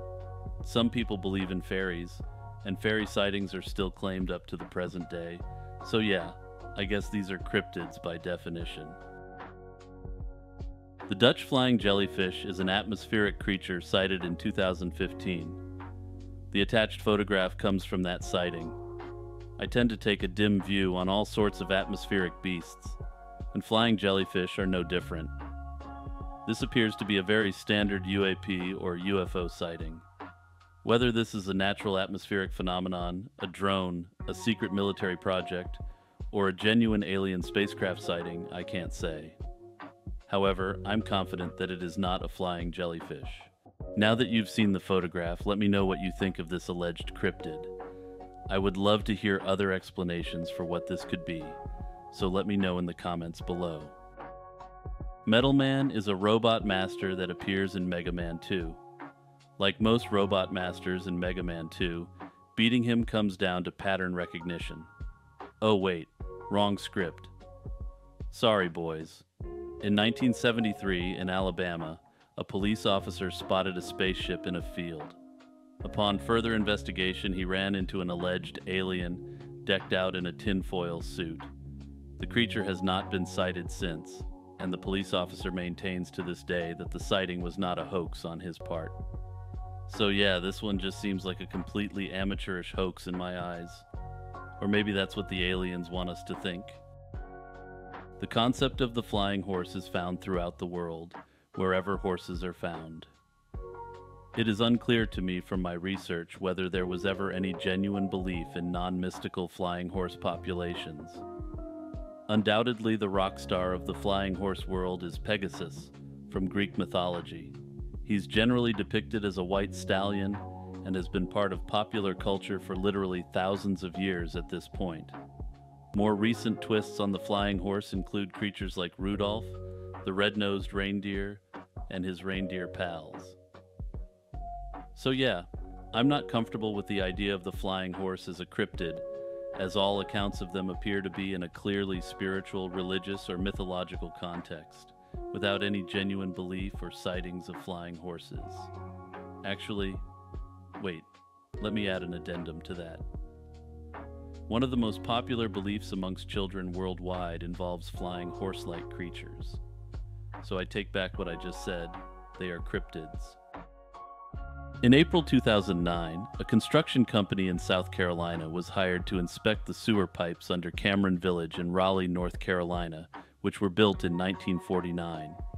The goal was to assess the aging infrastructure. During the inspection, they discovered strange, grotesque blobs attached to the sewer walls, so unusual that they were thought to be extraterrestrial. This discovery, along with the corresponding footage, led to the coining of the term, the Cameron Village Sewer Blob. The footage, which I find to be somewhat disturbing, was confirmed to be real by local authorities. As for what this creature is, the leading theory appears to be that it is some form of worm colony, though other theories suggest that it is a creature of extraterrestrial origin. Obviously, I can't say what this creature is for sure, but I can say one thing with certainty. This very clearly is not an owl. Anyway, usually for a well-documented cryptid like this, I would ask what your thoughts on what it is are. But personally, I just want to forget that the Cameron Village Sewer Blob ever existed. Seriously though, if you have a good explanation for this one, let me know in the comments below. This one is truly fascinating. Also, if you'll allow me to insert a quick production note, I completed recording for this portion of the video right before lunch. What a mistake that was. Another tier of the iceberg, and yet another Dogman. This one resides in Michigan. The Michigan Dogman is a creature from American folklore, first reported in 1887 in, you guessed it, Michigan. It is described as a 7-foot-tall bipedal canine-like animal with blue or amber eyes, the torso of a man, and a fearsome howl similar to a human scream. The creature was largely unknown until the late 20th century and was said to have stalked the area around the Manistee River since the days of the Odawa tribes. The first alleged encounter in modern times was in 1887 by 2 lumberjacks in Wexford County. Reports continued throughout the 20th century, with an attack even being reported in 1937. Possible explanations have been suggested, including a werewolf, a skinwalker, or a wolf with mange. The NASA sky jellyfish is a variant of the sky jellyfish that has been spotted by individuals affiliated with NASA. As discussed previously in this iceberg video, these are UAPs or UFOs. I'm fascinated by them, but despite their jellyfish-like appearance, I do not see any suggestion that they are actual biological entities. Again, if you have any theories on what these are, Let me know in the comments below. The Titusville mystery creature is a dumpstered possum that's decayed beyond recognition. In 2019, a woman in Titusville, Florida discovered the creature in her backyard, and being 2019, she posted it to social media and asked what it was. Various explanations were provided, but ultimately a wildlife expert was able to easily identify the creature as a former possum. No COD was provided. Anyway, that's a big rip for our possum friend. The Ahuizotl is a legendary creature in Aztec mythology, described as a spiny aquatic animal, and also known as the water dog. It resembles a small dog with waterproof fur that spikes when it leaves the water. The creature has monkey-like hands on its arms and tail, which are capable of manipulation. The famed conquistador Hernán Cortés reported to the King of Spain that one of his men was killed by one of these creatures. I'm going to mix it up here and say that these are potential jaguar misidentifications. But hey, who knows? Perhaps it's a skinwalker-like entity. An orange alligator is not a naturally occurring species or color variation of alligators. Typically, alligators are known for their dark coloration, which helps them blend into their swampy habitats. However, there have been rare instances where alligators have appeared to be orange in color. This unusual coloration is not genetic, but is usually due to environmental factors. The orange color in these rare cases is often the result of the alligator residing in water with rusty iron oxide. The iron oxide can adhere to the alligator's skin, giving it an orange appearance. This is a temporary condition and can be washed off or fade over time as the alligator changes its environment. So yeah, this is a real documented animal and is basically an alligator with a paint job. That said, if you saw one of these in the wild, you would be tempted to believe you saw a new species, and as such, it seems fair to classify this as a solved cryptid case. Okay, so I haven't seen this photograph since I was a kid, and wow, does this one unlock a foundational memory for me. The Hook Island sea monster refers to a famous sighting of an unknown marine creature reported in 1964. The sighting occurred in Stonehaven Bay in Hook Island, Queensland, Australia. The most notable evidence from this encounter is a series of photographs. These photographs depict a large tadpole-like creature, estimated to be about 80 feet long, lying motionless in the water. The creature appeared to have a gaping mouth and two small eyes, and it seemed to have a wound or hole on its right side. The photographer initially thought the creature was dead, but as they approached it in their boat, it reportedly opened its mouth and swam away. The images and the story of the Hook Island sea monster gained widespread attention and were published in various magazines and newspapers around the world. However, the authenticity of these photos and the existence of the creature have been a subject of debate among researchers and enthusiasts. Some suggest it might have been a giant specimen of a known animal, like an eel or sea snake, while others speculate it could have been a hoax, possibly involving an underwater apparatus or a stage scene. So as I said back in part 1 of this iceberg, my approach to cryptids is, I want to believe. My day-to-day work life requires a heavy focus on evidence, and as such, one of the things I enjoy so much about cryptids as an adult is enjoying a good story. As you can probably tell at this point, I'm no fan of senseless debunking. That said, I did some digging on the guy behind this photograph, and let's just say there that he appears to have been extremely financially motivated. That said, ultimately, I don't care if this one is a hoax, because if it is, well, it gets an A+. It's fun and it's interesting, and has spellbinding photographs attached to it. What more could you ask in a cryptid? Oh yeah, and if it is a hoax, this little hoax inspired a kid on the other side of the world to seek more knowledge decades later. Okay, here's an interesting one. Organism 46B. According to the story, Vostok Station, founded by the Soviets in 1957, was later found in 1974 to be located over a large subglacial body of water, later named Lake Vostok after the station. After 3 decades of drilling through the ice, researchers finally reached the lake on February 5, 2012, and let's just say, things get weird after that. Organism 46B was described as a massive squid-like creature, about 33 feet long with 14 tentacles, residing in Lake Vostok, a subglacial lake under Antarctic ice. Remarkably, its amputated limbs remained active and hostile. It could emit a paralyzing toxin over 150 feet and exhibited significant shape-shifting abilities, along with signs of high intelligence and aggression. Okay, so here's the twist. The story is fiction, with a known author named C. Michael Forsyth. That said, the story actively circulates on the internet and appears to have some true believers. So congratulations, Mr. Forsyth. In my view, your fictional creature is now a cryptid.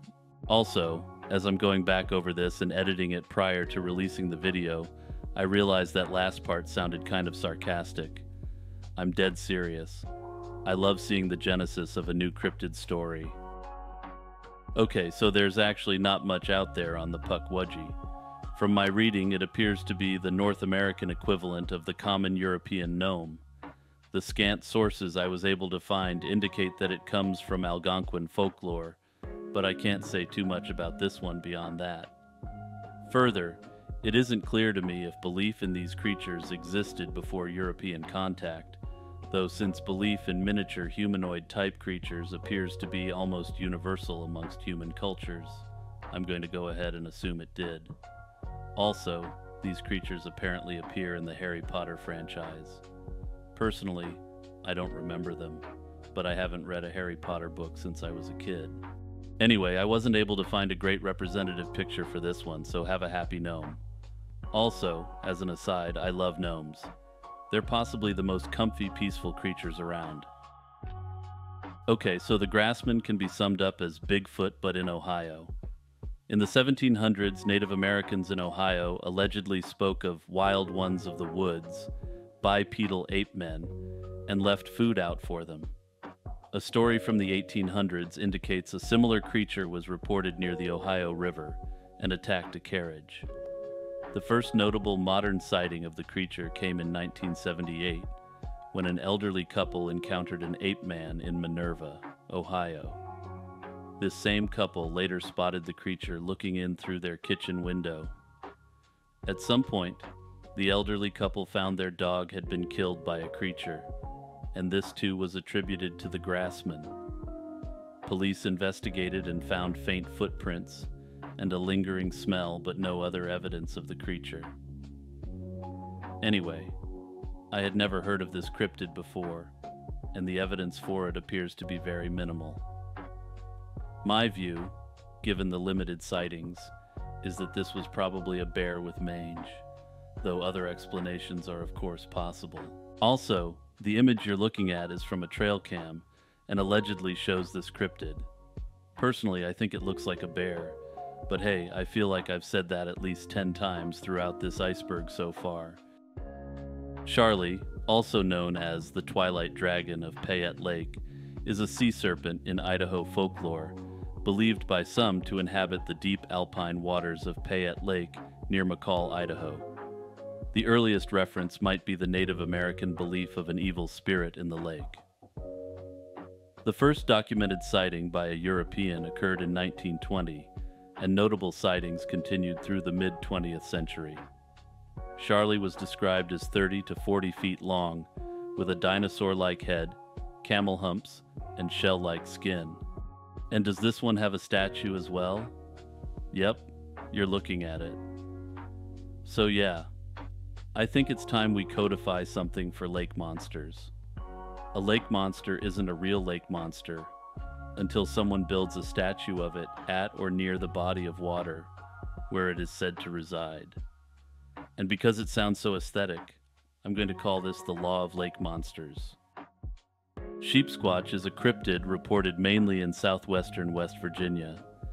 It resembles a bear-sized quadruped with white, wool-like fur, a long, dog-like head with saber-like teeth and goat-like horns, raccoon-like paws, and a hairless, possum-like tail. It is known for a sulfuric smell, possibly linked to a musk scent gland similar to those in some carnivores. I note that this horrifying appearance seems to have less in common with a sheep and much more in common with a wendigo. Unfortunately, I can't find any photographic evidence of this creature, which seems unlikely given how prevalent trail cams are these days. Also, since this one is in West Virginia, some people claim that it is related to the Mothman, because country roads lead back to the Mothman apparently. And don't worry, I'm not going to try to sing. The Panama creature, also known as the Panama Monster, refers to a carcass found in Panama in September 2009. It gained attention after photographs of the corpse were circulated, leading to various speculations about its identity. A group of teenagers claim to have encountered and killed the creature, fearing for their safety. The photographs showed a pale, mostly hairless creature with a rubbery body, snub nose, and long arms. The story and images became popular on the internet and were covered by television and radio. Some speculated it was a sloth, an alien, or an unknown species. However, a biopsy by the National Environmental Authority of Panama identified it as a male brown-throated sloth. The unusual appearance was due to underwater decomposition, causing hair loss and post-mortem bloating. So yeah, I feel like weird decompositions should be a cryptid category itself. The Chilean blob, also known as the Chilean monster, was a large mass of tissue discovered on Panuno Beach in Chile in July 2003. It weighed 13 tons and measured 12 meters across. Initially, its identity baffled biologists, leading to speculations that it could be the remains of an unknown giant octopus species. However, in June 2004, DNA fragments from the blob matched those of a sperm whale. So yeah, I think this one can definitively be marked as solved. Anyway, boys, that's part 6 of this iceberg in the bag. And if you've made it this far, please remember to like and subscribe for more Lazy Chill Zone content. Since all my free time is being dedicated towards this series, I should actually be done this iceberg fairly soon. Until next time, peace out, boys. What's up, boys? Lazy Chill Zone here with part 7 of this massive cryptids iceberg. For those who are new to the iceberg and unfamiliar with cryptids, cryptids are biological entities whose existence is disputed, and generally only known from anecdotal or other non-determinative evidence. Remember to like, subscribe, and hit the notification bell. It really helps me in the algorithm. Plus, all the cool cats are doing it. Anyway, let's get right to the cryptids.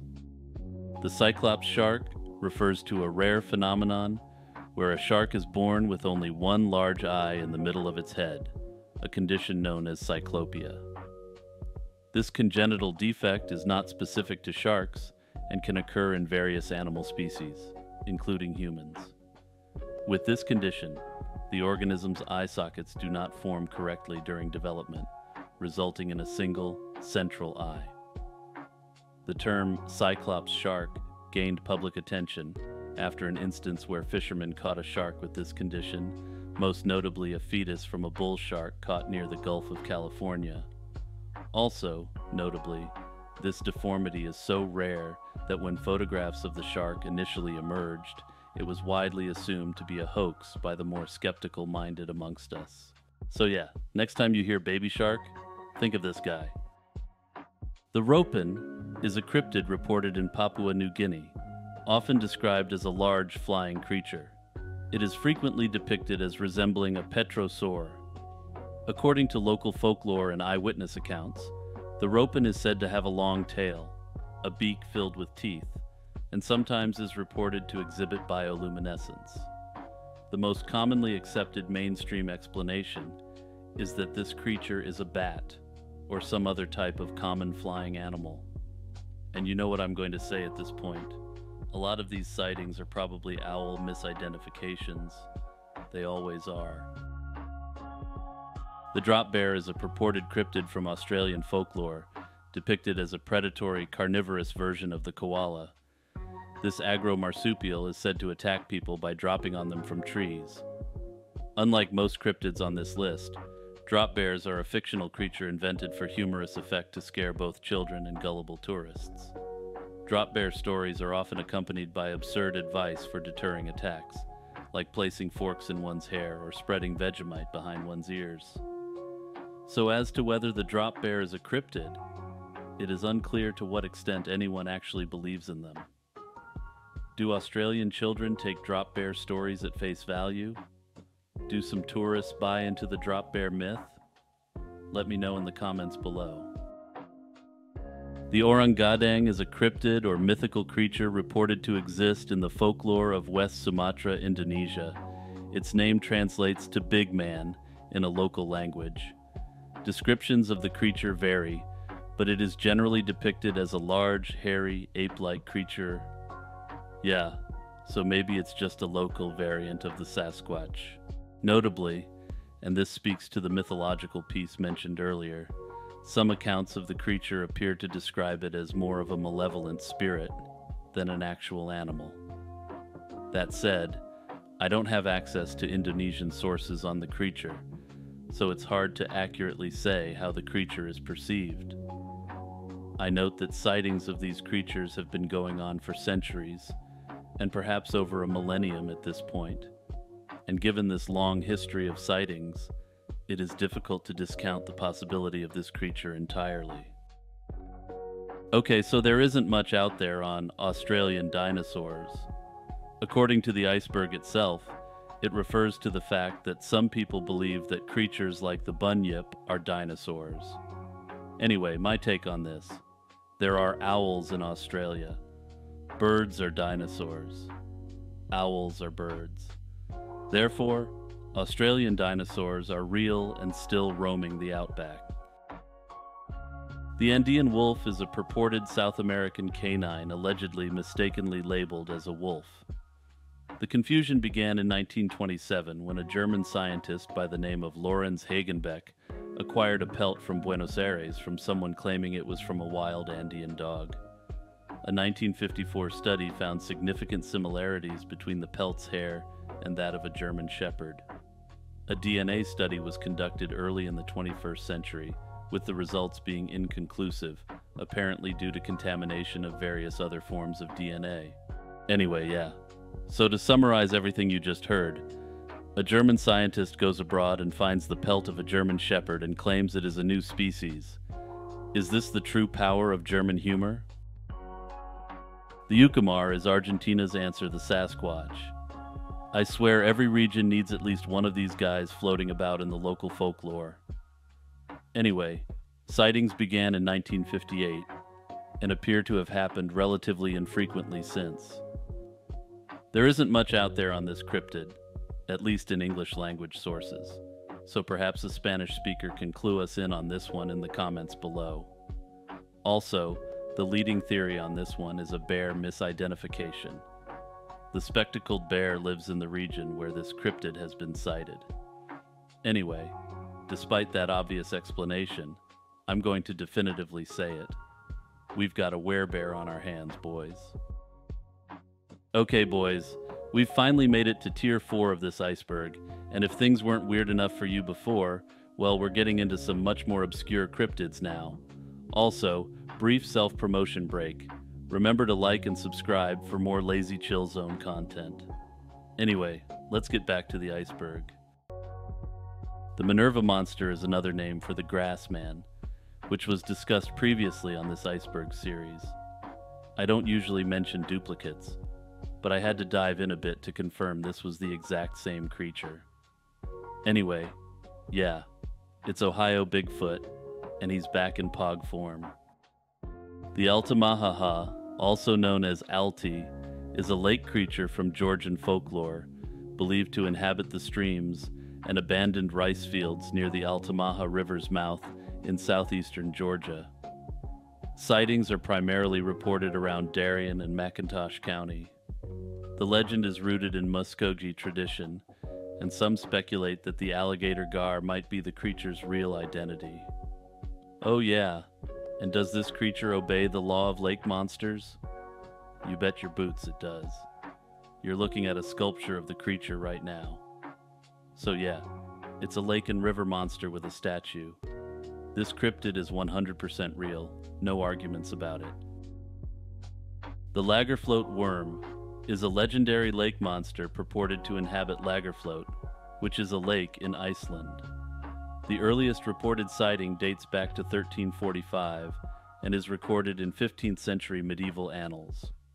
The creature has been mentioned in various historical documents, including 16th century world maps and a 17th century poem. The worm is described as a serpentine creature longer than a bus, with multiple humps, and is often compared to other lake monsters like the Loch Ness Monster. The creature has often been compared to the more famous mythological Midgard serpent. I wasn't able to locate any statue associated with this alleged sea monster, so I think it's safe to say this one has been thoroughly debunked on that basis alone. Seriously though, the picture attached is allegedly the lake monster. I'm not seeing much there. The Grunch Road Monster is a cryptid that is rumored to inhabit the area around Grunch Road, a desolate road located in eastern New Orleans. According to the folklore, the Grunch Road Monster is described as a goat-like creature with leathery or scaly skin and sharp spines down its back. Some stories depict it as having the ability to drain blood or bodily fluids from its victims. The origins of the Grunch Road Monster are shrouded in mystery, with most sources agreeing that it is likely either a chupacabra or related to the chupacabra. Anyway, yeah, I love cryptids that are named after a remote road in a remote region, and I also love chupacabras. So yeah, this one gets a big I want to believe from me. Personally, I'm not even sure what sets this creature apart from a standard chupacabra. It seems to me that all the material attributes of the Grunch Road Monster cross over with chupacabra attributes. If anyone lives in the Grunch Road area, or has been out to the area to search for this cryptid, I would love to hear about it in the comments below. Okay, I'm not precisely sure what giant grasshoppers is referring to. The Iceberg creator indicates that this is a tall tale that emerged around the 1930s, but my searches aren't turning up much to back this up. Anyway, the giant grasshopper clearly never achieved jackalope status. Or perhaps giant grasshoppers is referring to some species of insectoid aliens. Let's go with that. It sounds cooler. Okay, so the Miami Beach scorpion. What to say about this one? Well, boys, I was tempted to skip this one since the author of The Iceberg has absolutely no information on this so-called cryptid. Based on my brief research on this one, it appears to be entirely fictional, with no associated sightings and no associated belief systems. So while I've been open to previous fictional creatures being deemed cryptids, I need a good story to go along with it. The story needs to be so good that some people need to legitimately believe in the veracity of the story. The Miami Beach scorpion has none of these things. Into the trash heap it goes. The Thetis Lake Monster is an alleged creature and a later admitted hoax originating from Victoria, British Columbia. The story began in 1972 when two teenage boys reported seeing a strange creature at Thetis Lake. According to their account, the monster had silvery scaled skin, sharp claws, and spikes on its head, closely resembling the Gill Man from the 1954 movie Creature from the Black Lagoon. The incident gained significant attention, and the Victoria Daily Times reported the sighting on August 22, 1972. Following the report, the Royal Canadian Mounted Police conducted an investigation, but could not find any supporting evidence for the existence of such a creature. Further complicating the story, Two other boys claimed they also saw the monster while fishing on the opposite shore of the lake. Years later, a quote-unquote skeptic reached out to one of the individuals who was involved in the incident, and the former teenager shockingly admitted that he didn't actually see a fish man, but that him and the other boy just made it up after watching a movie. Personally, I wish the former teenager doubled down on the story and added new elements. Perhaps the fish man was actually a werefish? Maybe it was a representative of a fish-based extraterrestrial species? Or, since I haven't said it much in this video, perhaps just maybe it was an owl misidentification. Oh yeah, and to insert my personal philosophy into this video series once more, so-called self-styled skeptics who spend their time quote-unquote debunking harmless beliefs like belief in cryptids are complete sloppers. The Moon-Eyed people are a group described in Cherokee tradition and early European settler accounts in America. They are depicted as short, bearded, fair-skinned people who lived in Appalachia before the Cherokee expelled them. The name Moon-Eyed is said to come from their poor daylight vision. The legend, which has been around since the late 18th century, varies in its description of these people as either real or mythical, indigenous or European. There isn't too much consistent information about the Moon-Eyed people out there, and given that this appears to be a depiction of a human group rather than a humanoid group, the cryptid designation does not apply. The Hudson River Monster, sometimes referred to as Kipsey, is a creature said to inhabit the Hudson River in New York. It's a part of local folklore and is often compared to other more well-known cryptids, like the Loch Ness Monster in Scotland. Descriptions and stories about the Hudson River Monster vary, but it is often depicted as a large, serpentine creature. I had never heard of this one, and I'm curious as to whether this creature is well known in New York. There's surprisingly little on this creature, despite inhabiting such a populated region. Also, there's no statue of it, so I really have to question whether this is a legitimate cryptid at all. The Haimushi is an insect from Japanese folklore first documented in a 16th century manuscript. The Haimushi was believed, at least by the author of the manuscript, to be responsible for certain human illnesses. However, it is unclear from my research whether any belief in this creature has come down to the present day or whether belief in the creature was ever popular and widespread. Anyway, I've never seen one depicted in anime or a JRPG, so I really have to question the veracity of this little critter. Wow. I'm going to butcher this name. The Zizu is basically the South American version of the Thunderbird, but from what I can gather, much less well attested. However, that may be due to lack of English language sources on this creature. Yuki-onna is often portrayed as a tall, beautiful woman with long black hair, blue lips, and pale or transparent skin, blending into the snowy landscape. Her beauty is inhuman, and her eyes can strike terror into mortals. The tales of Yuki-onna vary across regions in Japan, with different behaviors and characteristics. In some stories, she is seen as ruthless, killing unsuspecting mortals, while in others, she appears more human and ephemeral. Yuki-onna's behavior can range from leading travelers to their deaths in snowstorms, to invading homes and killing residents, to more benign acts where she lets would-be victims go for various reasons. This one doesn't appear to me to be a cryptid, but rather a purely supernatural, non-biological entity. However, it looks like there is lots of regional variation in belief, and as such, there may be some regional variant in which this meets the definition of a cryptid. The Blackbird of Chernobyl is a cryptid that was reportedly sighted in the Chernobyl area in the days leading up to the catastrophic nuclear accident at the Chernobyl nuclear power plant on April 26, 1986. According to various accounts and folklore, this creature was a large, dark, bird-like entity, often described as resembling a man-sized bird with red eyes and sometimes associated with a sense of dread or foreboding.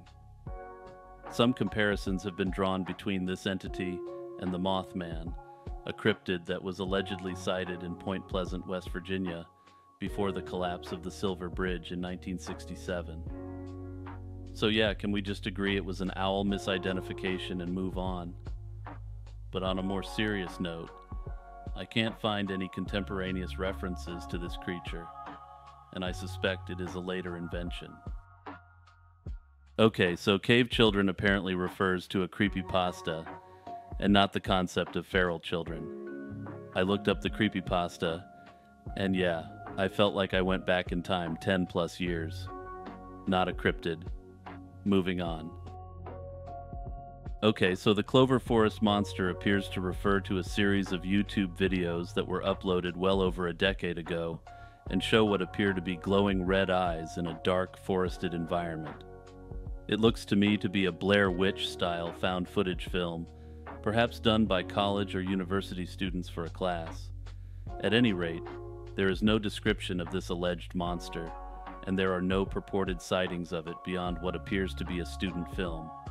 Also, just an aside, but Clover Forest Monster is a ridiculously good name for a cryptid, and I'm not happy that it's been wasted on this dumpster tier craptid. The Lake Utopia monster, often referred to as Old Ned, is a cryptid from New Brunswick, Canada. This creature is said to inhabit Lake Utopia and has been part of local legend for centuries, predating European settlement in the area. The story initially spread among the local indigenous community, involving a group of native hunters who were chased by a gigantic lake creature while canoeing. This legend was later passed on to European settlers in the late 1700s. Old Ned is typically described as having a long, bulky, whale-like appearance, undulating and semi-submerged in the lake. Descriptions of its size vary, with some claiming it to be at least 30 feet long, while others suggest a more modest length closer to 12 feet. The creature is often said to have a large head, comparable to a horse in size, and is covered in dark red scales. Anyway, it seems like this one might be a whale or some sort of shark. Unfortunately, no statue of the creature appears to exist. The Murfreesboro Mud Monster, also known as the Big Muddy Monster, is a cryptid from southern Illinois. The first reported sighting occurred in the spring of 1973 near the Big Muddy River in Murfreesboro, Illinois. Witnesses described the creature as a large ape-like being. Like many other cryptids, the purported animal has become the subject of much local lore and has been taken on as something of a mascot in Murfreesboro, with a statue of the creature being recently unveiled. So yeah, either we've got a Sasquatch cousin on our hands here, or we have another bear misidentification. The Shuswagi is a cryptid reported to inhabit Shuswap Lake in British Columbia, Canada. This lake, part of a region with over 20,000 lakes, is known for numerous sightings of unexplained creatures. This cryptid is generally reported to be a serpentine aquatic creature resembling a giant eel. Pretty typical, right? In 2018, 3 individuals aboard a houseboat on Shuswap Lake reported seeing an unusual creature in the water. The lake was described as being exceptionally calm at the time of the sighting. Additionally, a family vacationing in British Columbia captured footage of what they believed to be the mysterious lake monster. And yeah, I've seen the footage. It's not convincing. The Barmouth Monster is a serpentine-type sea monster sighted in the coastal waters off Wales, particularly around the Menai Strait, which separates mainland Wales from the Isle of Anglesey. Reports of this creature date back to the early 1800s, with various sightings and encounters reported over the years. One of the most notable incidents occurred in the summer of 1975, when a group of school children reportedly saw an unidentified creature on the beach. The children, apparently frightened by their encounter, sought help and found a patrolling policeman. The officer followed them back to the sand dunes, where he too witnessed the creature, described as a beast, submerging into the sea. This sighting was significant enough to make national headlines. Anyway, there really isn't enough about this creature to suggest it is even a single type of cryptid. That's part 7 of the Iceberg in the Bag, boys. Remember to like, subscribe, and hit that notification bell for future content. Peace out.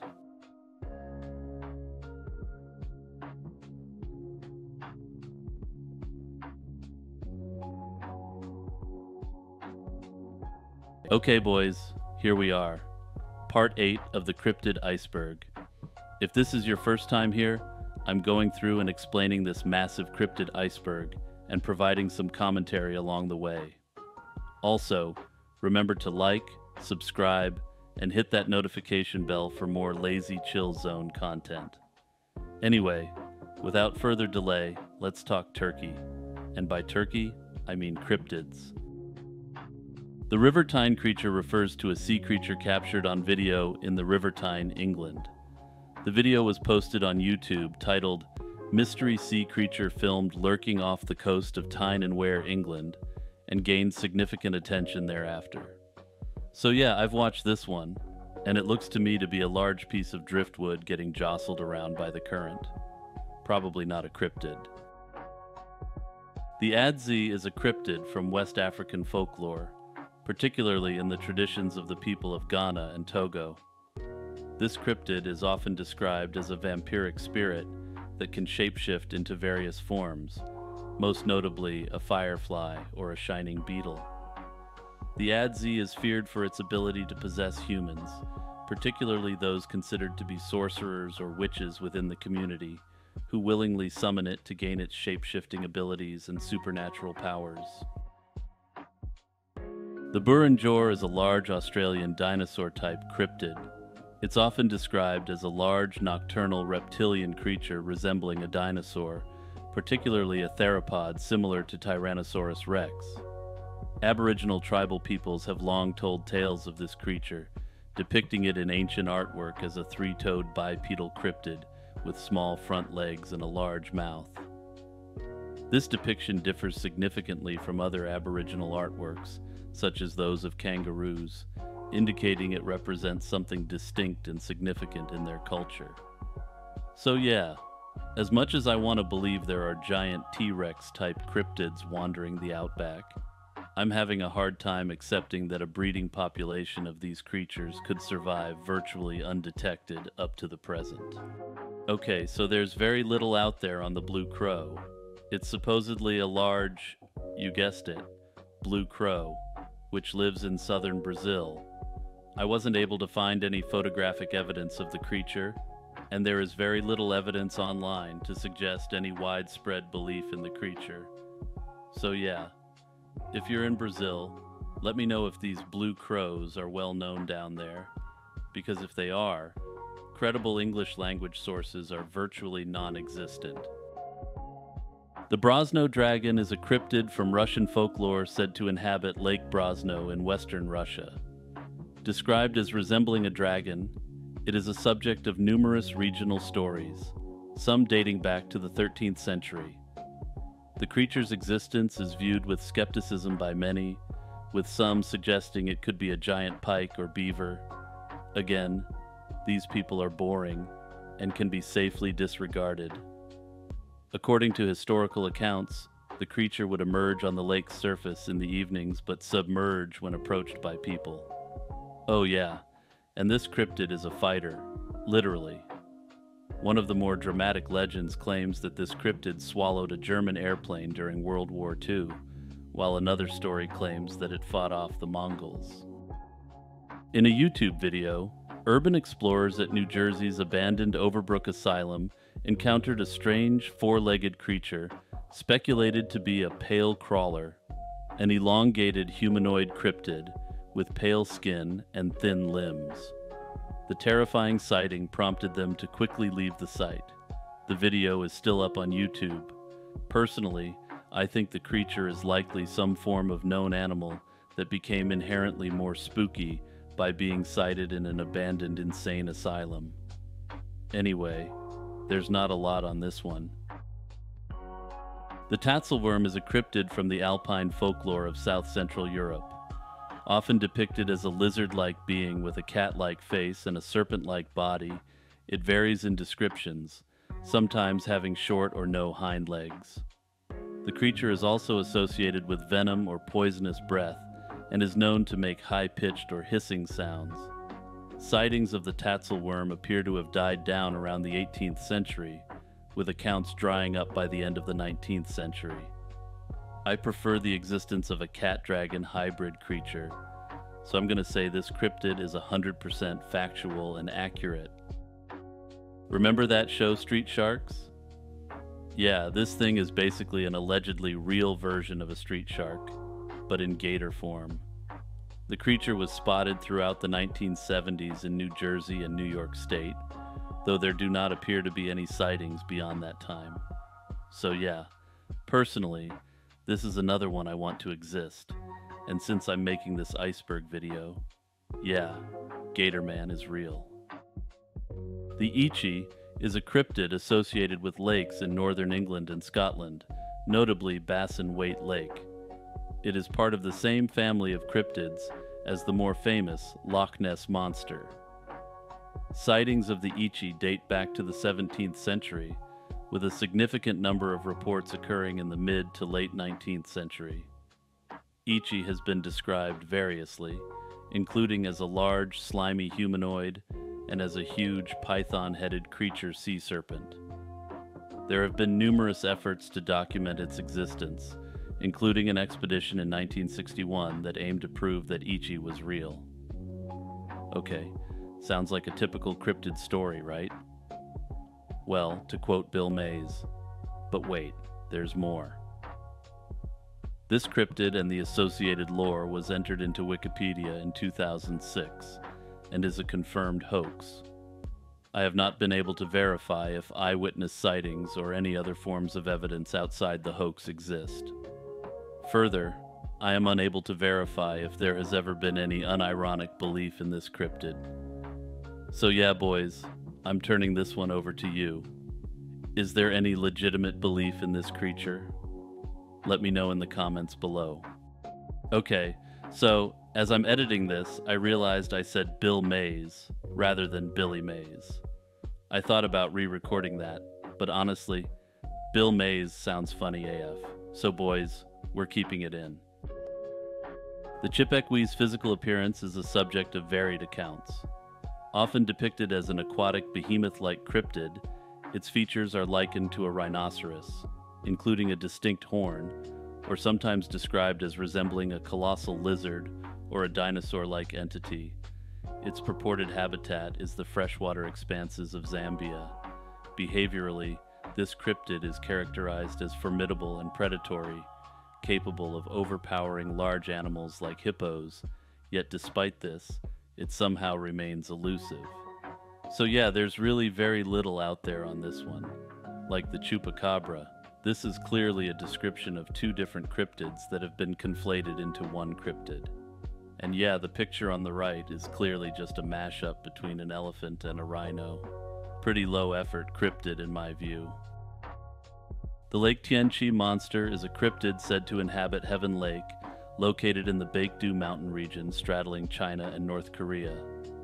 First reported in 1903, sightings describe a large creature, sometimes with a human-like head on a long neck, gray and smooth skin, and a distinctive white ring around its neck.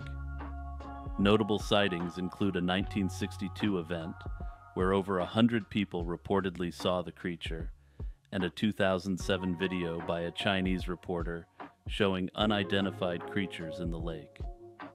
However, scientists are skeptical about the existence of such a large creature in the lake due to its volcanic activity, with some attributing sightings to imagination or floating volcanic rocks. Also, this lake cryptid obeys the law of lake monsters. Look at that beautiful statue of this creature. So yeah, it's definitely real. Also, a rebrand might be in order on this one. Let's call him Bakey, after the mountain range the lake is in. The Barbados Giant. So famous that even the iceberg creator doesn't know what this one is referring to. So yeah, I did some digging on this one and wasn't able to locate anything whatsoever. Perhaps at one point the people on Barbados believed in local giants, but if so, they didn't upload any evidence of this to the internet. Anyway, if you're from Barbados or have familiarity with it, let me know if Barbados giant means anything to you in the comments below, and perhaps I'll edit this section for the inevitable multi-hour compilation video. Anyway, for the time being, enjoy a picture of a friendly owl. The St. Simon's Island carcass refers to an unidentified creature found washed up on St. Simon's Island, Georgia. This mysterious carcass sparked intrigue due to its unusual shape and features, leading to speculation about its origins and species. Anyway, long story short, this time it wasn't a sloth, but rather a decayed basking shark. Let's put this one in the solved pile. Cadborosaurus, often referred to as Caddy, is a sea serpent-type cryptid from North American Pacific Coast folklore, named after Cadboro Bay in British Columbia. Descriptions depict it as a serpent with a horse-like head, long neck, and vertical coils or humps. Over the last 200 years, there have been hundreds of sightings of this creature, as well as purported carcasses. The picture you're looking at right now is a purported caddy carcass found in the 1940s. Upon review of the picture, it could really be anything, and as we know by this point on the iceberg, animals decay in weird and unexpected ways. Interestingly, 2 people have claimed to have caught live caddies. Curiously, both of these individuals were operating on a catch and release policy on the days in question. Seems legit to me, boys. A rat king refers to a group of rats whose tails become intertwined and bound together, forming a singular entangled cryptid entity. This phenomenon can occur naturally, where materials such as hair, sap, gum, or other sticky substances cause the tails to stick together. The earliest reports of rat kings date back to the 16th century, with the first recorded instance from 1564. The concept of a rat king was particularly prominent in Central Europe, especially in Germany, where the country was overrun with vermin and the plague during certain periods, and tales and lore grew up around found rat kings. Anyway, I would classify this one as a former cryptid, as the process behind the formation of rat kings is now understood. So the black carpet apparently refers to a video of an ocean cryptid, which is in actuality a giant group of microorganisms presenting as a single entity. As cool as this sounds, the link to the video is gone and I was unable to dig it up. At any rate, it sounds like this wasn't an actual cryptid to begin with, but rather a known colony of undersea organisms. The Australian enigma refers to a sea monster encounter off the coast of Australia which allegedly happened in 1808. A ship was allegedly assaulted by this cryptid, and a battle between the crewmen and the cryptid ensued. Anyway, there is very little out there on this cryptid, and given that there are no apparent contemporaneous sources, my gut tells me that this one is a modern invention. Also, the story surrounding this cryptid is seriously low effort. Let me ask you this. If a crew full of dudes battled a sea monster, do you honestly believe they wouldn't all have told stories about this to anyone who would listen for the rest of their natural lives? So yeah, this one is probably fake. The Slide Rock Bolter is a peculiar cryptid, primarily known from the folklore of the American West, particularly Colorado. This creature is typically depicted in tales as a massive whale-like creature, which has adapted itself to the steep mountainsides of the Rockies. It is said to have a set of hooks or flaps that allow it to cling to the sides of steep mountain slopes. According to folklore, the Slide Rock Bolter lies in wait for unsuspecting prey below. It is said to feed primarily on large animals and even unwary humans. The creature is believed to have an unusual method of hunting. It waits for potential prey to appear below its perch. Upon sighting a target, it releases its hold on the mountain. using gravity to slide down the slope at great speed, hence the name Slide Rock. Upon reaching the bottom, it supposedly opens its massive mouth to engulf its prey. So yeah, this thing is terrifying, and I'm surprised this is the first I've ever heard of it. Oh yeah, and is it real? Well, based on the description, I think the answer is an obvious yes. Well, here we are. We're at Tier 5. Leave your sanity behind, because things are about to get even weirder than they were before. Also, I'll take this brief break to plug my channel. Remember to like, subscribe, and hit that notification bell. It really helps me in the algorithm. The pedestrian bridge monster refers to a YouTube video of cryptids crawling on the bottom of a pedestrian bridge in Kiev, Ukraine. I believe this is either an intentional hoax or a found footage type film. The Rougarou is a creature from Métis folklore, and as you might expect if you are familiar with this culture, this cryptid has elements of the traditional European werewolf, combined with Aboriginal beliefs with respect to shapeshifters. Unfortunately, there isn't a lot of information on this one out there, though I suspect there may be substantially more information in French than in English. The Melonheads are beings in American folklore, particularly in Ohio, Michigan, and Connecticut. Described as small humanoids with oversized heads, they are said to emerge from hiding to attack people. Each region has its own version of the legend. In Michigan, they are children with hydrocephaly escaped from an asylum, becoming feral and living in forests. Ohio's version involves orphans experimented on by a mad scientist, developing large heads and malformed bodies, and eventually living in the woods. Connecticut's legend varies, often involving secluded rural locations. So yeah, I had no idea melonheads were a thing.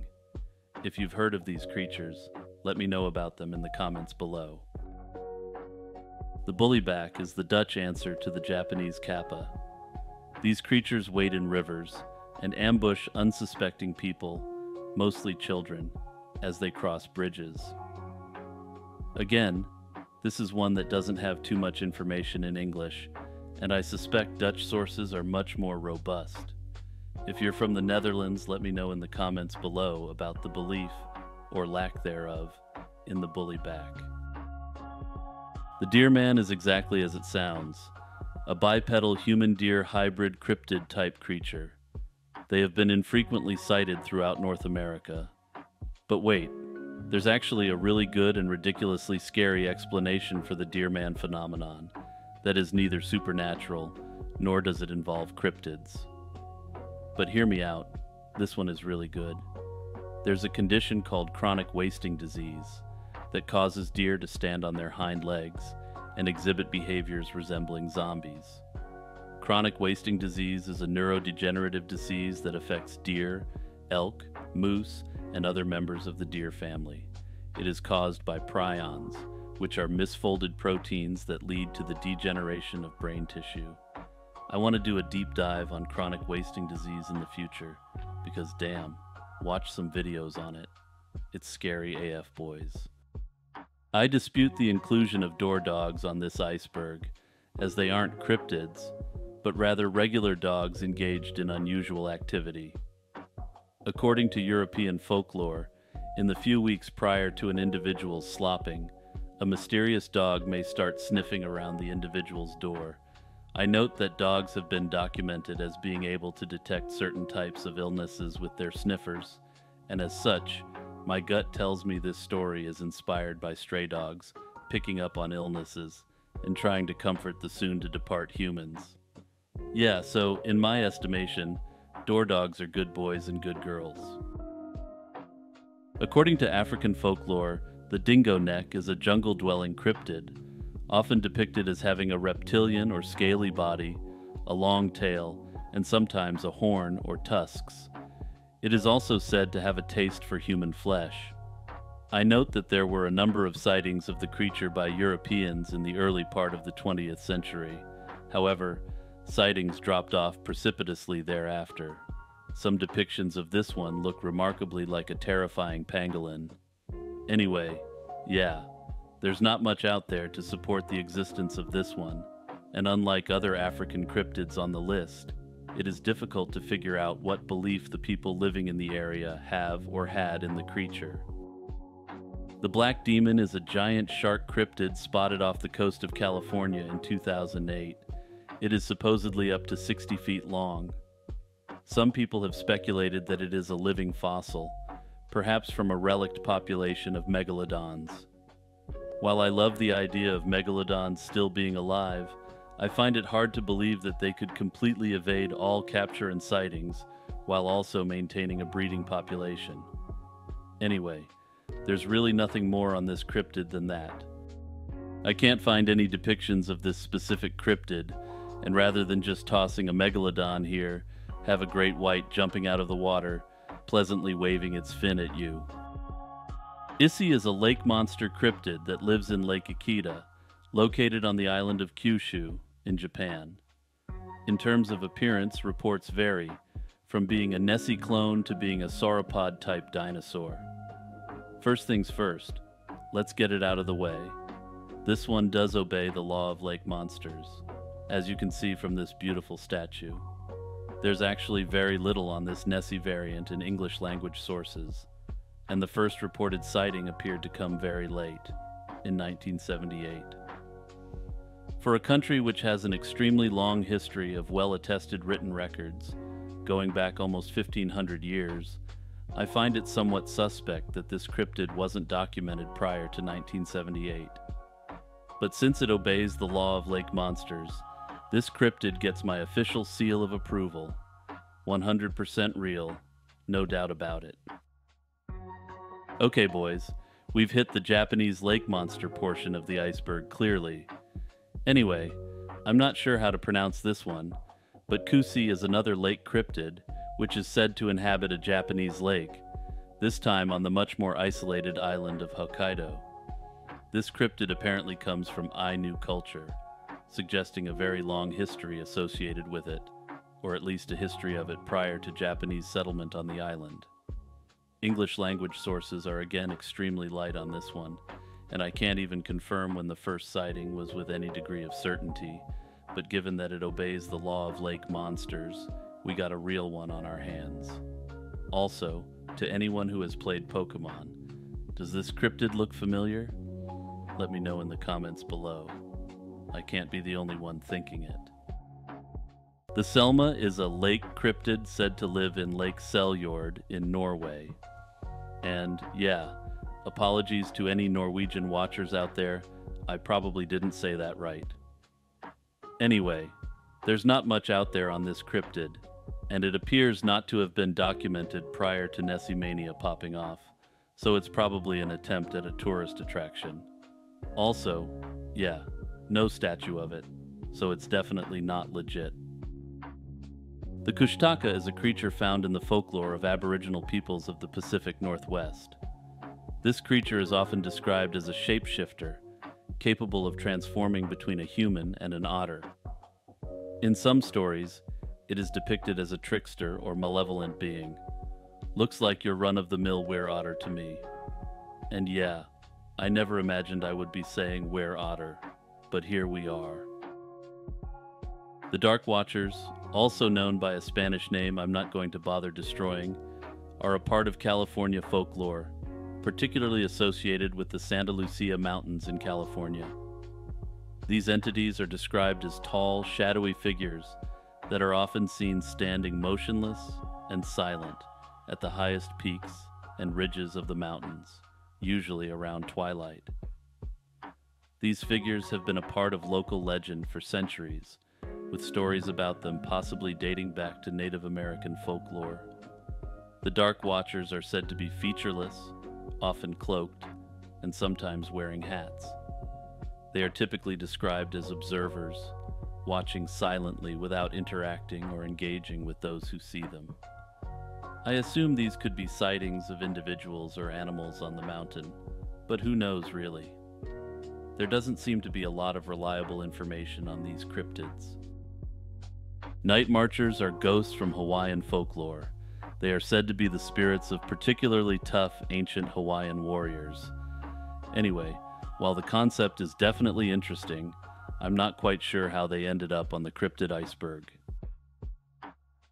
The green-clawed beast is a cryptid associated with an incident that occurred in the Ohio River near Evansville, Indiana, in 1955. On a hot summer day, Naomi Johnson, along with her children and friend Louise Lamble, went to the river for a swim. While swimming close to the shore, Johnson was suddenly pulled under the water by something she described as having a hairy and claw-like hand. Despite being pulled under twice, she managed to escape and reach the shore with the help of her friend. Following the incident, Johnson was found to have multiple contusions on her leg and a green palm print-shaped stain that reportedly took several days to fade. While neither Johnson nor Lamble got a clear look at the assailant, Johnson described the creature as having a green-scaled body and hairy three-clawed hands. She later claimed to have been visited by a U.S. Air Force officer who warned her not to speak of the incident. So yeah, if it happened, it was an alien. Deogen, or Deogen, I think, I'm clearly not fluent in Dutch, is an old-school campfire story from the Netherlands about fog or mist having eyes and watching campers. Yeah, not a cryptid, but a 19th century take on the creepypasta genre. The sea monk, also known as the monkfish, refers to a marine cryptid found in the waters off Zealand, Denmark, in 1546. This creature was notable for its striking resemblance to a human monk, an observation that captivated the interest of naturalists and the public alike during the 16th century. The sea monk was a very well-known phenomenon in its time, and it even attracted the attention of rulers from around Europe, including the Holy Roman Emperor Charles V. Modern speculators have guessed that the creature reported was a giant squid, an angel shark, or even a walrus. Personally, I prefer the walrus hypothesis, if only because the mental image of a walrus dressed up like a monk is worth a sensible chuckle. The shug monkey is a cryptid from English folklore, particularly associated with the region of Cambridgeshire. It's described as a creature with a strange combination of features, having the body of a jet-black shaggy dog and the face of a monkey. The shug monkey is said to haunt a specific area, such as a road, woodland, or specific building, and its appearance is often considered bad luck. My vote: we've got a baboon on the loose, boys. Also, I'm pretty sure we've covered alien monkey cryptids on this iceberg already, but after the last 2 weeks working on this iceberg at a breakneck pace, it's all melding together. Okay, that's part 8 of this iceberg video in the bag. We're nearing the bottom of the iceberg. And remember, if you made it this far, subscribe for more Lazy Chill Zone content. As always, peace out, boys.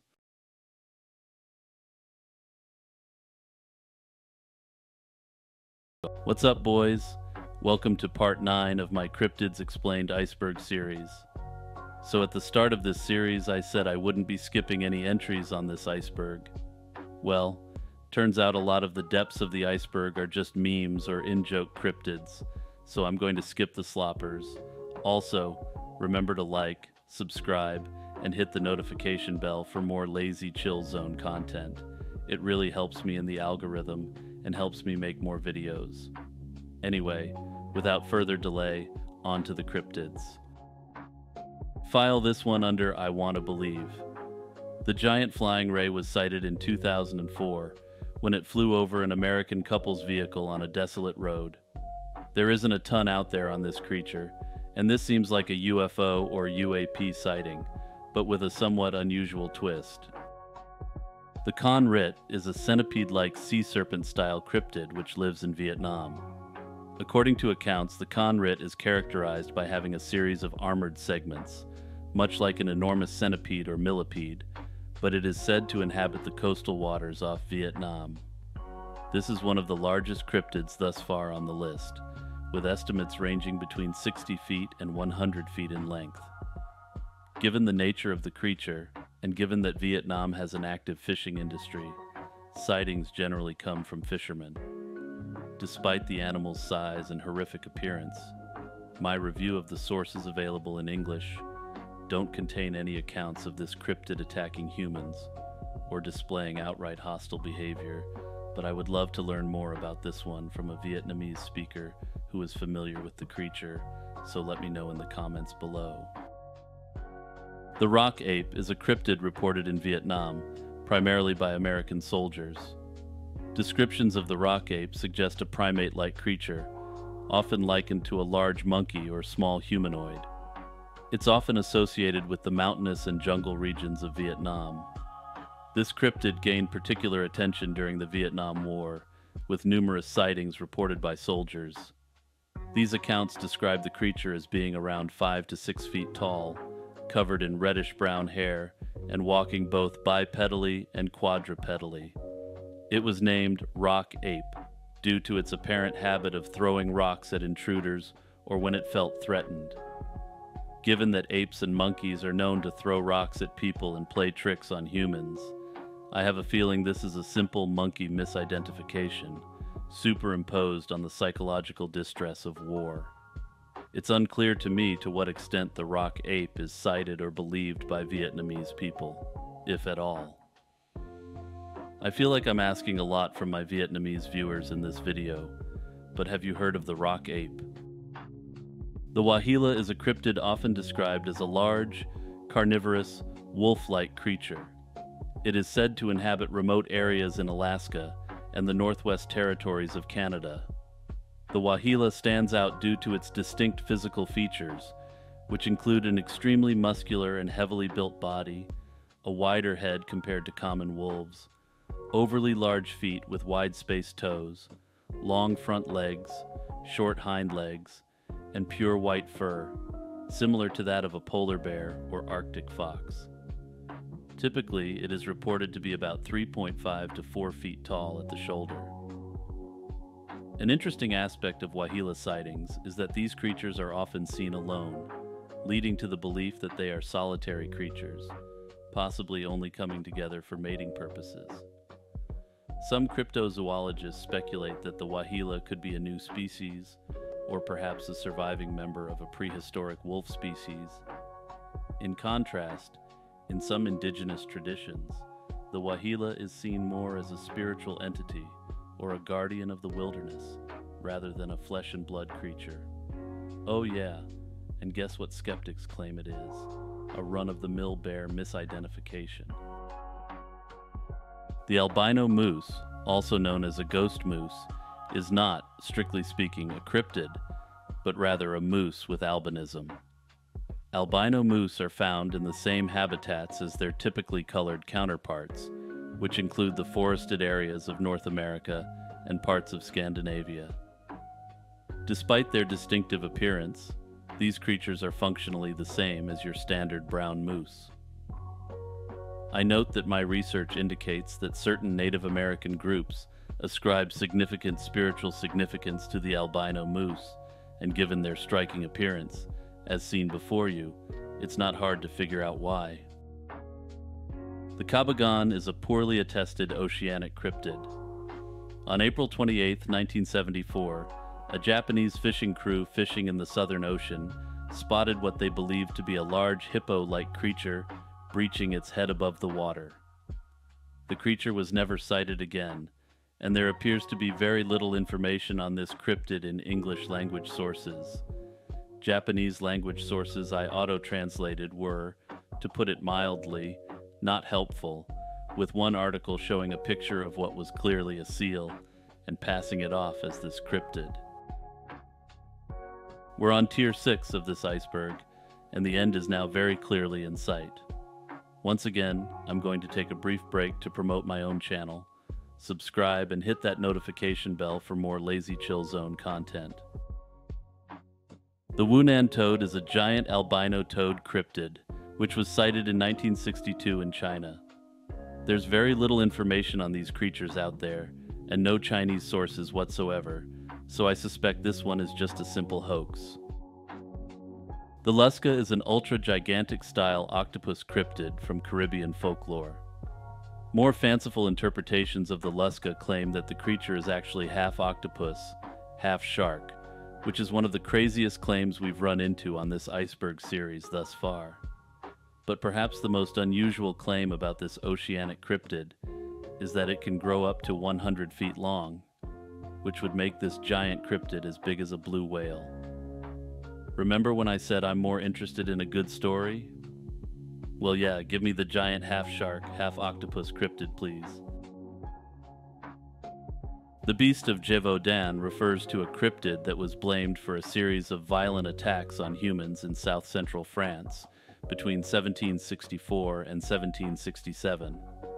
These attacks, which resulted in numerous deaths, created widespread panic and led to one of the most infamous and terrifying episodes in French folklore. The exact nature of the beast has been a matter of speculation for centuries. Descriptions from the time suggest a large, wolf-like creature, but with some notable differences. It was said to be as large as a calf, with a long, sinuous tail, a wide chest, and a fur that was reddish or dark gray. Its head was reportedly more akin to that of a greyhound than a wolf, and it was said to be extremely agile. Despite numerous attempts by local hunters, and even by troops sent by the king, the creature eluded capture for several years. The attacks contributed to a climate of fear and spawned numerous legends. Eventually, several wolves were killed during the hunt, and the attacks were attributed to these animals, though some contemporary experts and historians question whether a wolf or pack of wolves could have been solely responsible for the events.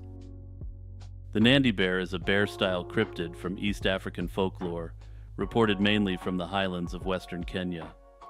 It's named after the Nandi people, who have passed down tales of its existence for generations. The Nandi bear is often described as a large, bear-like creature with a sloped back, powerful limbs, sharp claws, and dark fur, which enables it to blend into the night. It's known for its ferocity, nocturnal habits, and the ability to stand on its hind legs. Oh yeah, and just when you thought this bear wasn't metal enough, its favorite food is human brains. Notably, reports of the Nandi bear have dwindled significantly in recent years, and some have speculated that the creature is not actually a lost species of bear, but rather an unknown great ape population.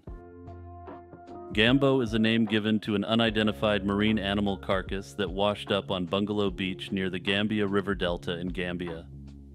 The discovery was made by 15-year-old Owen Burnham in 1983. The creature was described as being about 15 feet long and 5 feet wide, with smooth skin that was brown on top and white on the bottom. It had a dolphin-like head over 4.5 feet long, with little black eyes and a beak measuring 2.5 feet long. Inside the beak were 80 teeth, and nostrils located at the tip of the beak. The creature had 4 flippers, although one of the rear flippers appeared to have been almost ripped off. So yeah, this one was investigated, right? Nope. Surprise. Local villagers removed and buried it, assuming it was just an odd-looking dolphin. The head was decapitated and sold to a tourist. I think the villagers were right. It was just a dolphin. It was definitely not, under any circumstances, an interstellar dolphinoid space traveler. Yep, just a classic Earth dolphin if I've ever seen one. The orang pendek is an Indonesian cryptid that is said to inhabit the remote, mountainous forests of Sumatra. It has been a part of local and foreign reports for over a century, with sightings by forest tribes, villagers, Dutch colonists, and Western scientists and travelers.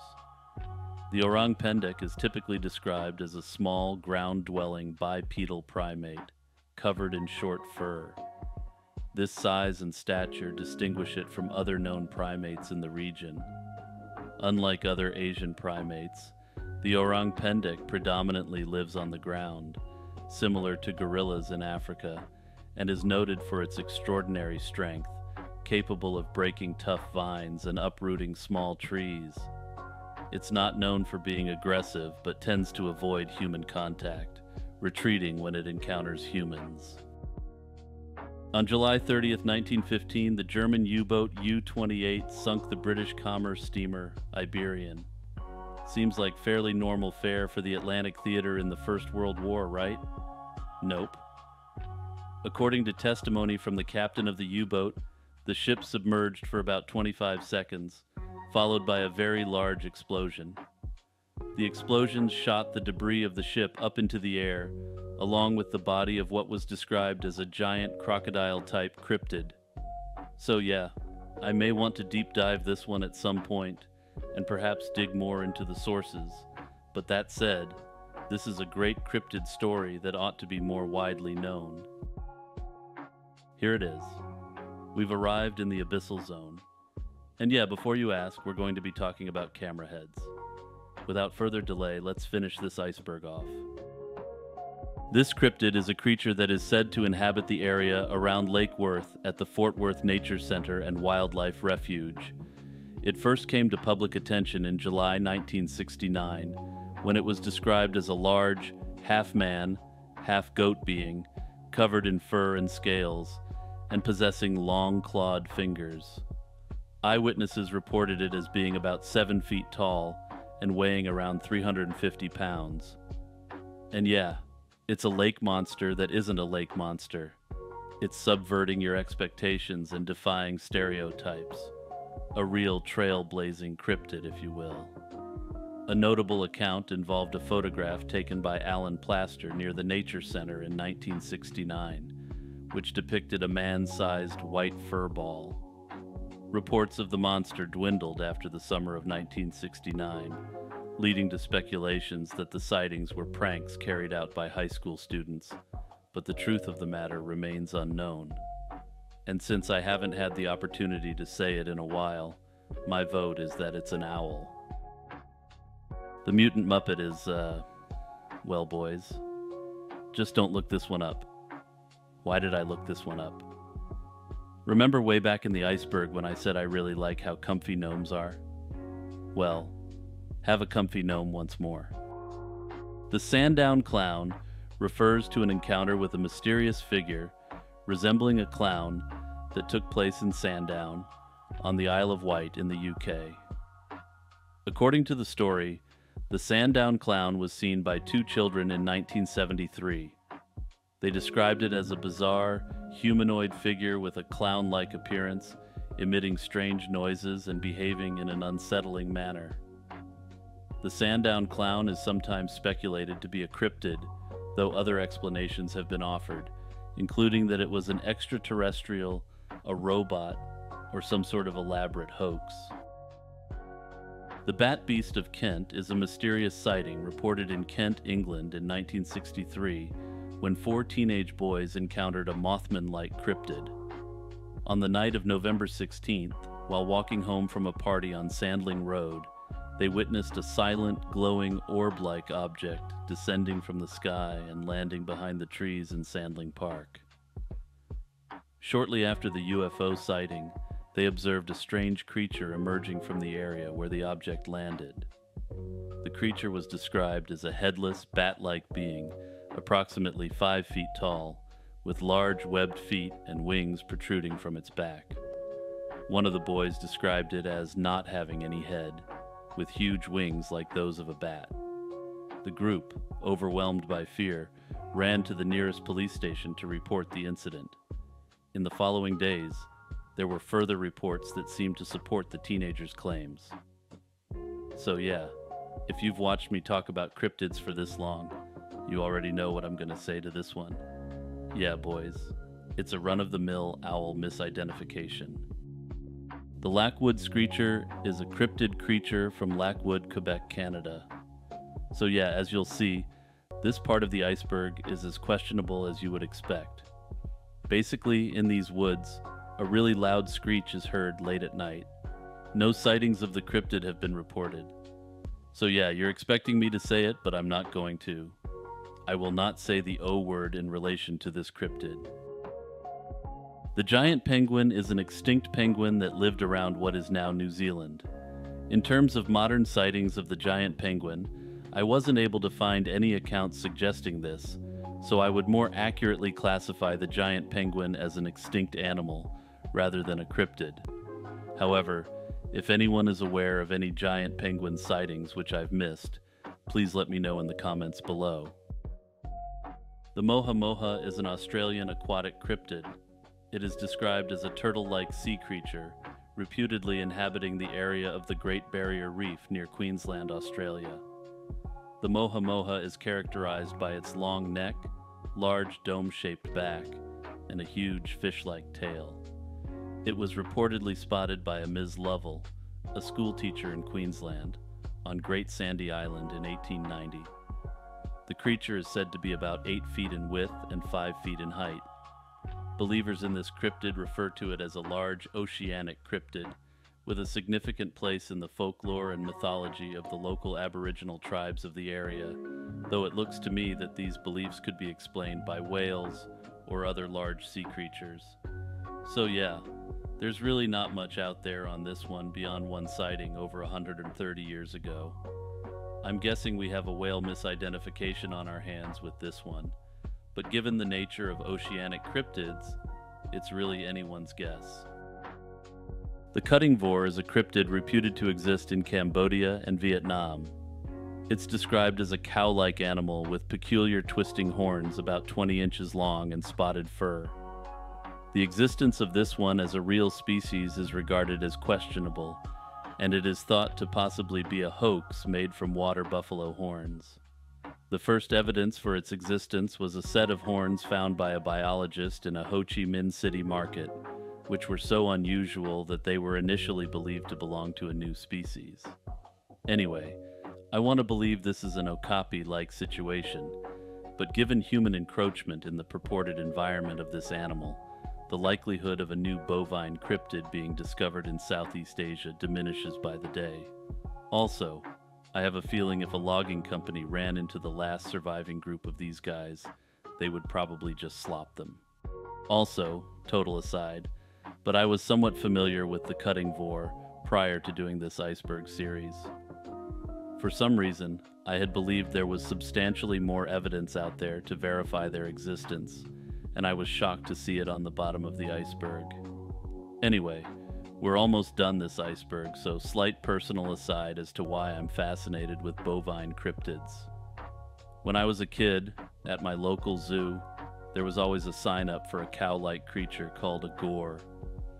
Anyway, it was never there when I was there, and I invented some wild stories about what it might look like. I never did end up seeing one in real life, and I didn't find out what they actually were until at least a decade later. But yeah, my bovine cryptid interest was sparked. Okay, so you've potentially been watching this iceberg series for many hours of your life at this point. You may ask yourself, what's at the bottom of this iceberg? And, as I think I alluded to earlier, it's camera heads. The camera head cryptid originated from a creepypasta in 2009. The creepypasta began with the words, "I slopped a camera head." But yeah, it didn't use the word slopped. The camera head creepypasta was believed to be extensive, with some descriptions suggesting that camera heads were human-like creatures acting as living surveillance cameras, while others portrayed them as having cameras instead of heads. Anyway, thanks to some hard work by Lost Media investigators, the creepypasta was found a couple years back. In terms of whether it is accurate to classify this one as a cryptid, to me I interpret this one as a much less popular Slender Man-type creature. It began as a work of fiction, but it appears to have acquired a soul of its own through various tellings and retellings over the last decade plus. So yeah, it's a cryptid, and an ominous one at that. Oh yeah, and I'm currently working on a short story about camera heads, building on the lore. Maybe by the time you're watching this, I'll have posted it on my channel. It's still very much a work in progress, but let's just say that it involves an abandoned mall. Well boys, that's my first iceberg series in the bag.